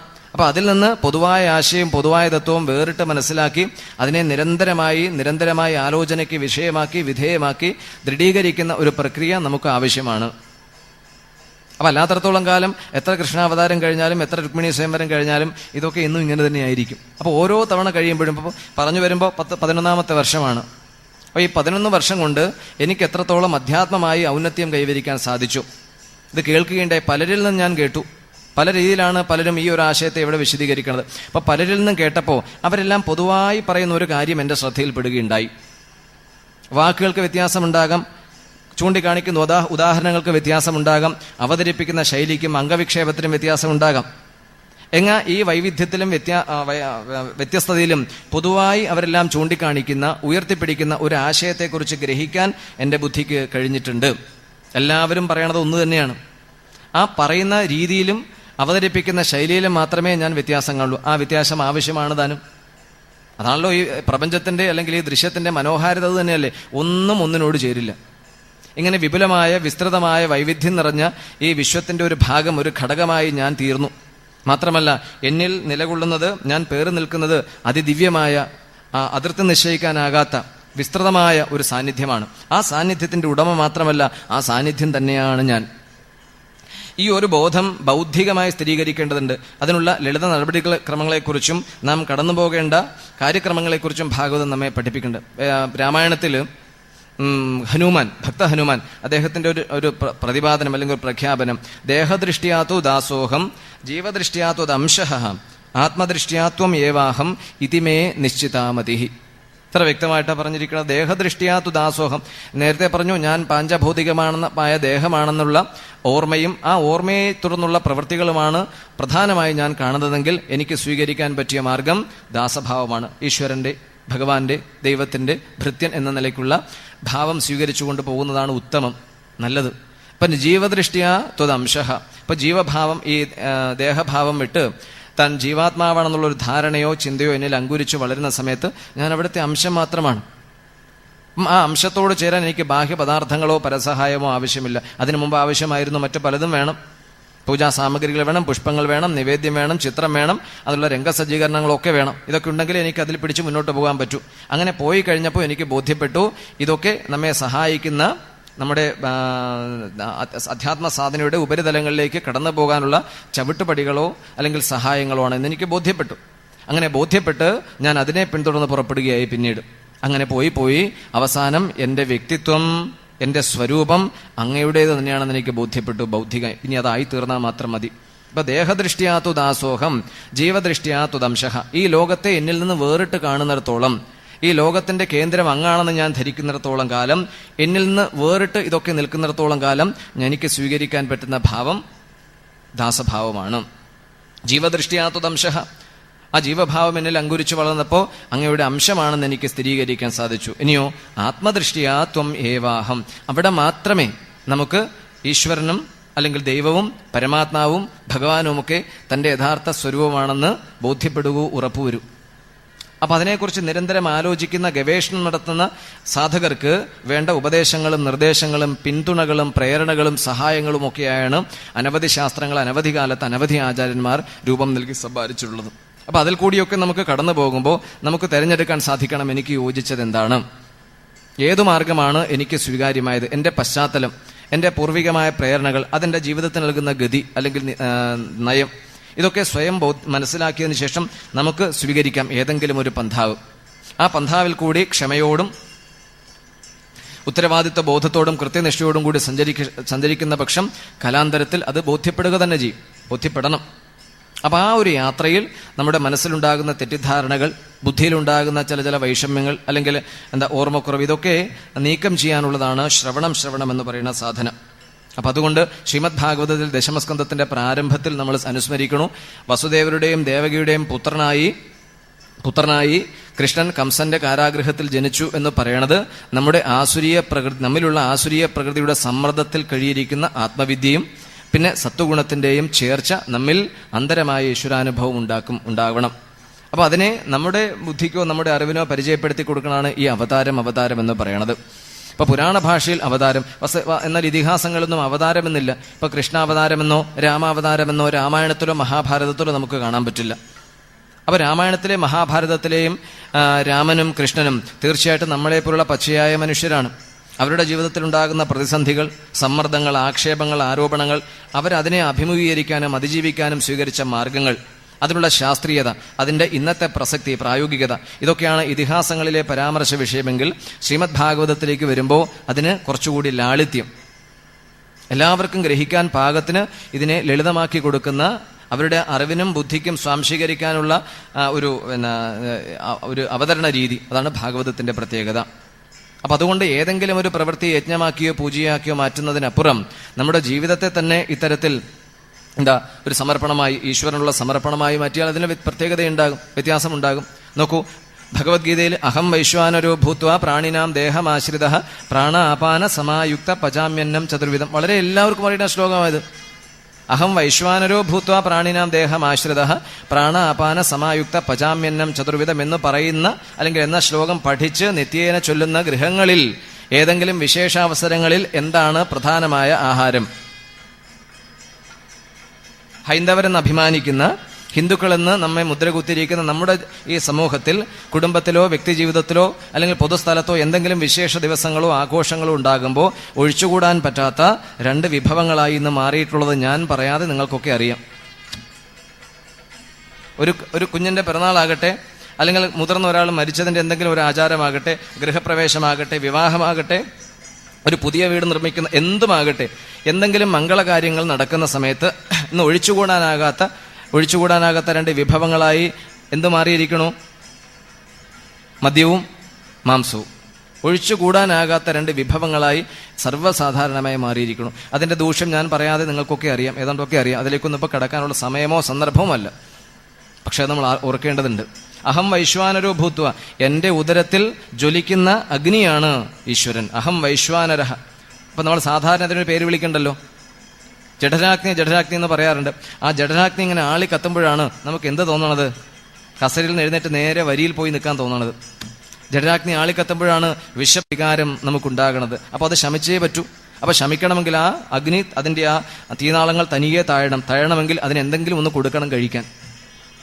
അപ്പൊ അഗ്നിയിലേക്ക് സമർപ്പിക്കണത് അപ്പോൾ എന്താകണം? ആഹൂതിയാകണം, ഹവിസാകണം. അപ്പൊ ജഠരാഗ്നി ഇങ്ങനെ ആളി കത്തുമ്പോൾ ആ ഹോമകുണ്ഡത്തിലേക്ക് അഥവാ ഉദരത്തിലേക്ക് സമർപ്പിക്കുന്ന ആഹുതി അല്ലെങ്കിൽ ഹോമദ്രവ്യം എന്തായിരിക്കും? അപ്പോൾ വിശേഷാവസരങ്ങളിലെ ആലോചിച്ച് നോക്കണം. വിശേഷാവസരങ്ങൾ ഇതൊക്കെ വാരി കൊത്തി നുറുക്കി പാകപ്പെടുത്തി ഹോമിക്കുമ്പോൾ പിന്നെ പിശാചും ഭൂതവും പ്രേതവും എവിടെ നിന്നാ ഒഴിയുക? ഹോമകുണ്ഡത്തിൽ അഗ്നി ആളിക്കത്തുമ്പോൾ ഹവിസർപ്പിക്കുന്നത് പോലെ അടുക്കളയിലെ അടുപ്പിൽ തീ ആളിക്കത്തുമ്പോൾ അതിൻ്റെ പുറത്ത് വെച്ചിരിക്കുന്ന പാത്രത്തിൽ വേവിക്കുന്നത് മാംസാവശിഷ്ടങ്ങളാണെങ്കിൽ പിന്നെ എങ്ങനെയാ പിശാചുകൾ എവിടുന്ന് പോകാതിരിക്കുക? ഒരു തത്വചിന്തകന്റെ ഭാഷയിൽ പറയാം, അദ്ദേഹം ഒരിക്കൽ പറയുണ്ടായി, മനുഷ്യന്റെ ഉദരം ആമാശയം എന്ന് പറയണത് ഒരിക്കലും ഒരു ശ്മശാന ഭൂമിയാക്കരുത്. ശ്മശാനം എന്ന് പറഞ്ഞാൽ എന്താ? മൃതദേഹം ദഹിപ്പിക്കാനുള്ള സ്ഥലമാണല്ലോ ഈ ശ്മശാനം. മനുഷ്യരുടെ മൃതദേഹമാണ് ഇവിടെ അഗ്നിയിൽ ചിതയൊരുക്കി അതിൽ അഗ്നി ജ്വലിപ്പിച്ച് അതിൽ ദഹിപ്പിക്കുക, ഭസ്മമാക്കി തീർക്കുക. അതിന്റെ അവശിഷ്ടമാണ് ഒരു സ്മാരകം എന്ന നിലയ്ക്ക് നമ്മൾ സൂക്ഷിച്ച് അതും പിന്നീട് കടലിലേക്ക് എറിയാനുള്ളതാണ്. അപ്പോൾ ഈ ശ്മശാനത്തിൽ നടക്കുന്ന അതേ പ്രക്രിയ ആയിരിക്കരുത് ഒരിക്കലും മനുഷ്യന്റെ ഉദരത്തിൽ നടക്കുന്നത്. ഇതര ജീവജാലങ്ങളുടെ മാംസം ഹോമിക്കാനുള്ള, ദഹിപ്പിക്കാനുള്ള ശ്മശാനമാകരുത് മനുഷ്യദേഹം, മനുഷ്യജീവിതം, മനുഷ്യ ശരീരം. ഇതം ശരീരം കൗന്ദേയ ക്ഷേത്രമിത്യഭിധി പറഞ്ഞതാണ്. അല്ലയോ അർജുന, നമ്മൾ ഈ പേറിക്കൊണ്ട് നടക്കുന്ന ദേഹമുണ്ടല്ലോ, ഇത് ക്ഷേത്രത്തിന് തുല്യമാണ്.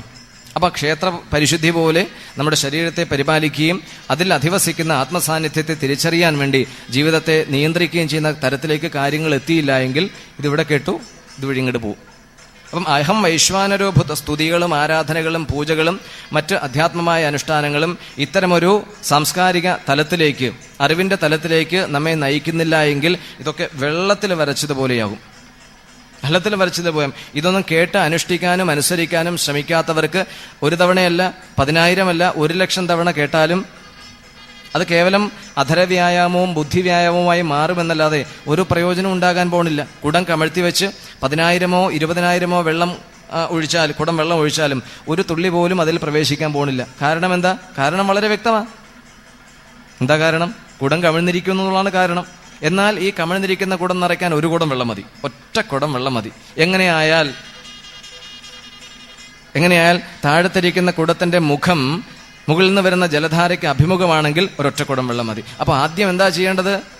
ഈ ജലധാരയ്ക്ക് അഭിമുഖമാക്കണം താഴെയിരിക്കുന്ന കുടം. ശ്രോതാവാകട്ടെ, ഭക്തനാകട്ടെ, ജിജ്ഞാസുവാകട്ടെ, ആരാധകനാകട്ടെ, ആരുമാകട്ടെ, ഈ ആശയങ്ങളും സന്ദേശങ്ങളും ഗ്രഹിക്കാൻ ബുദ്ധിയെ പാകപ്പെടുത്തുന്ന, പ്രാപ്തമാക്കുന്ന മട്ടിൽ ആദ്യം നമുക്ക് ചെയ്യാനുള്ളത് നമ്മുടെ വ്യക്തി ജീവിതത്തെ അതിനനുസരിച്ച് ക്രമീകരിക്കുകയാണ്. ആഹാരത്തിലും പെരുമാറ്റത്തിലും സംഭാഷണത്തിലും നമ്മുടെ ദിനചര്യയിലും ഇത്തരം അധ്യാത്മാനുഷ്ഠാനങ്ങളെ സാംസ്കാരിക രൂപത്തിൽ കൂട്ടി ഇണക്കാതെ നമുക്ക് ഉന്നതി ഉണ്ടാകാൻ പോണില്ല. ആരെങ്കിലും എന്തെങ്കിലും നേടിയിട്ടുണ്ടെങ്കിൽ അതിന് കണിശമായ, അതിന് വളരെ കർക്കശമായ ഒട്ടേറെ പരീക്ഷണങ്ങൾ കൂടി കടന്നു പോയിട്ടുണ്ട്. ഒരു നഷ്ടവും ഇല്ലാതെ ഒരാൾക്കും ഒരു നേട്ടവും ഉണ്ടാക്കാൻ സാധിച്ചിട്ടില്ല. അപ്പോൾ നേട്ടം വളരെ വലുതാണെങ്കിൽ അതുപോലെ അതിന് താഴെയുള്ള പല നഷ്ടങ്ങളും നമുക്ക് കാണേണ്ടി വരും. അങ്ങനെ പല സമയത്തായി നമ്മളിൽ നിന്ന് നഷ്ടപ്പെട്ടു പോകുന്ന അല്ലെങ്കിൽ മാറിപ്പോകുന്ന ഏതെങ്കിലും വിഭവങ്ങളാകട്ടെ, വ്യക്തികളാകട്ടെ, സാഹചര്യങ്ങളാകട്ടെ, സന്ദർഭങ്ങളാകട്ടെ, ഒന്നിലും ഒരു തരത്തിലുള്ള അസ്വസ്ഥതയും തോന്നാതെ അതൊക്കെ എൻ്റെ വളർച്ചയ്ക്ക്, എൻ്റെ തളർത്ത് കൊഴുത്ത് വളരാനുള്ള ഒരു തലത്തിലേക്ക് എന്നെ നയിക്കാനുള്ള ജഗദീശ്വരൻ്റെ, ഭഗവാന്റെ അനുഗ്രഹമാണെന്ന് കണ്ട് അതിനെ സഹിച്ചു മുന്നേറാൻ നമ്മൾ ശീലിക്കണം. അപ്പം അവിടെയാണ് നാം തുടങ്ങേണ്ടി വരുന്നത്. നമ്മുടെ ജീവിതത്തെ അധ്യാത്മ സംസ്കാര ഗ്രഹണത്തിന് വേണ്ടി പ്രാപ്തമാക്കാതെ, പാകപ്പെടുത്താതെയുള്ള പരിശീലന പ്രക്രിയകളാണ് പലപ്പോഴും നമ്മെ അബദ്ധത്തിലും അപകടങ്ങളിലും ചൂഷണങ്ങളിലും കൊണ്ട് നയിക്കണത്. അത് ആലോചിച്ചിരിക്കണം. അപ്പം അതുകൊണ്ട് കേവലം അധരവ്യായാമമോ ബൗദ്ധികമായ എന്തെങ്കിലും ഒരു തിരയിളക്കമോ അല്ല നമുക്ക് ആവശ്യം. ഈ ശാസ്ത്രങ്ങൾ നൽകുന്ന നിർദ്ദേശങ്ങൾ, അത് നൽകുന്ന അനുഭൂതിതലം യാഥാർത്ഥ്യമാണ്, ശരിയാണെന്ന് സ്ഥിരീകരിക്കാത്തിടത്തോളം കാലം again on the coconut tree, തെങ്ങേ തന്നെയാണ്, നടക്കില്ല. പൈപ്പ് വളയും എന്നതല്ലാതെ മറ്റേ ആൾ നിവരാൻ പോണില്ല. അതല്ല നമുക്ക് ആവശ്യം. അപ്പൊ കൃഷ്ണാവതാര മഹോത്സവത്തിൽ നമ്മൾ പങ്കെടുക്കുമ്പോൾ എന്താ വേണ്ടത്? നമ്മളെ ആത്മജ്ഞാനത്തെ പോഷിപ്പിക്കുന്ന സത്വഗുണപ്രധാനമായ ശീലങ്ങളെ വേണ്ടവണ്ണം പുനഃസ്ഥാപിച്ചുകൊണ്ട് ഈശ്വരാഭിമുഖമാക്കി തീർത്താൽ തീർച്ചയായിട്ടും മനസ്ഥലത്തിൽ കൃഷ്ണാവതാരം സംഭവിക്കുമെന്ന് തന്നെയാണ്. അപ്പൊ ദശമസ്കന്ധത്തെ തുടക്കം അതാ. അങ്ങനെ അവതരിച്ചു കഴിഞ്ഞാലോ, ഈ ബ്രഹ്മവിദ്യയിൽ കൂടി സത്യം ഗ്രഹിച്ചു കഴിഞ്ഞാലോ പിന്നെയും പ്രയാസമാണ്, അത് തുടരണം. അപ്പൊ അതിനെന്തൊക്കെ കാര്യങ്ങളാണ് സംരക്ഷിക്കാൻ വേണ്ടതെന്നാണ് കൃഷ്ണ ജന്മത്തിന് ശേഷമുള്ള കഥകളിൽ കൂടി വ്യാസദേവൻ നമ്മെ ഓർമ്മപ്പെടുത്തുന്നത് അല്ലെങ്കിൽ ധരിപ്പിക്കുന്നത്. അപ്പൊ അതിനുള്ള സന്ദർഭമായ അല്ല ഇപ്പോൾ. അതുകൊണ്ട് കൃഷ്ണാവതാരം എന്ന് പറയുമ്പോൾ ബാഹ്യമായ ഈ ഉത്സവവും ആഘോഷവും മാത്രം പോരാ, ജീവിതം തന്നെ നിത്യോത്സവമാക്കാനുള്ള ശീലങ്ങൾ, അതുപോലെ വീക്ഷണങ്ങൾ നമ്മിൽ ചിരസ്ഥായിയായി നിലനിർത്താൻ ഇത്തരം ആഘോഷങ്ങളോ ആചരണങ്ങളോ നമ്മെ സഹായിക്കുന്നില്ല എങ്കിൽ കാര്യമില്ല. അപ്പോൾ ബാഹ്യമായ ഇത്തരം ഒരു ആഘോഷം അല്ലെങ്കിൽ ഒരു ആചരണം പ്രതീകാത്മകമായി നാം സംഘടിപ്പിക്കുമ്പോൾ അതിൽ കൂടി വളർന്നു വരേണ്ടത് അത്യുദാത്തമായ ഉത്കൃഷ്ടമായ ഒരു ആധ്യാത്മിക അഭ്യുന്നതയോ അറിവിന്റെ തലമോ ആണ്.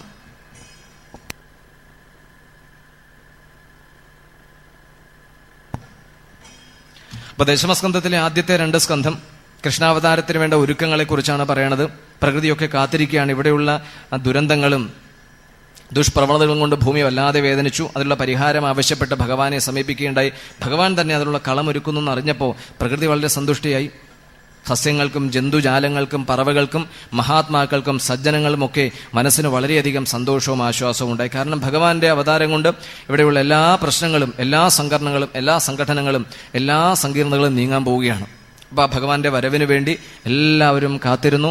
ശുഭമുഹൂർത്തത്തിൽ ദേവകിയുടെയും വസുദേവരുടെയും പുത്രനായി മഹാവിഷ്ണുവിന്റെ 10ാമത്തെ അവതാരം ശ്രീ കൃഷ്ണൻ കംസന്റെ കാരാഗൃഹത്തിൽ ഭൂജാതനായി എന്നതാണ് 10ാമത്തെ ശ്ലോകത്തിൽ വായിക്കുന്നത്. അപ്പോൾ ആ ശ്ലോകം വായിക്കുന്നതോടൊപ്പം വെള്ളിത്തുരുത്തി ക്ഷേത്രത്തിൽ നിന്ന് പുറപ്പെട്ട ഘോഷയാത്ര സത്രവേദിയിലേക്ക് കടന്നു വരികയായി. അതോടൊപ്പം നാമസങ്കീർത്തനം ഉണ്ടാകും. ഗോവിന്ദനാമ സങ്കീർത്തനം ഗോവിന്ദ ഗോവിന്ദ.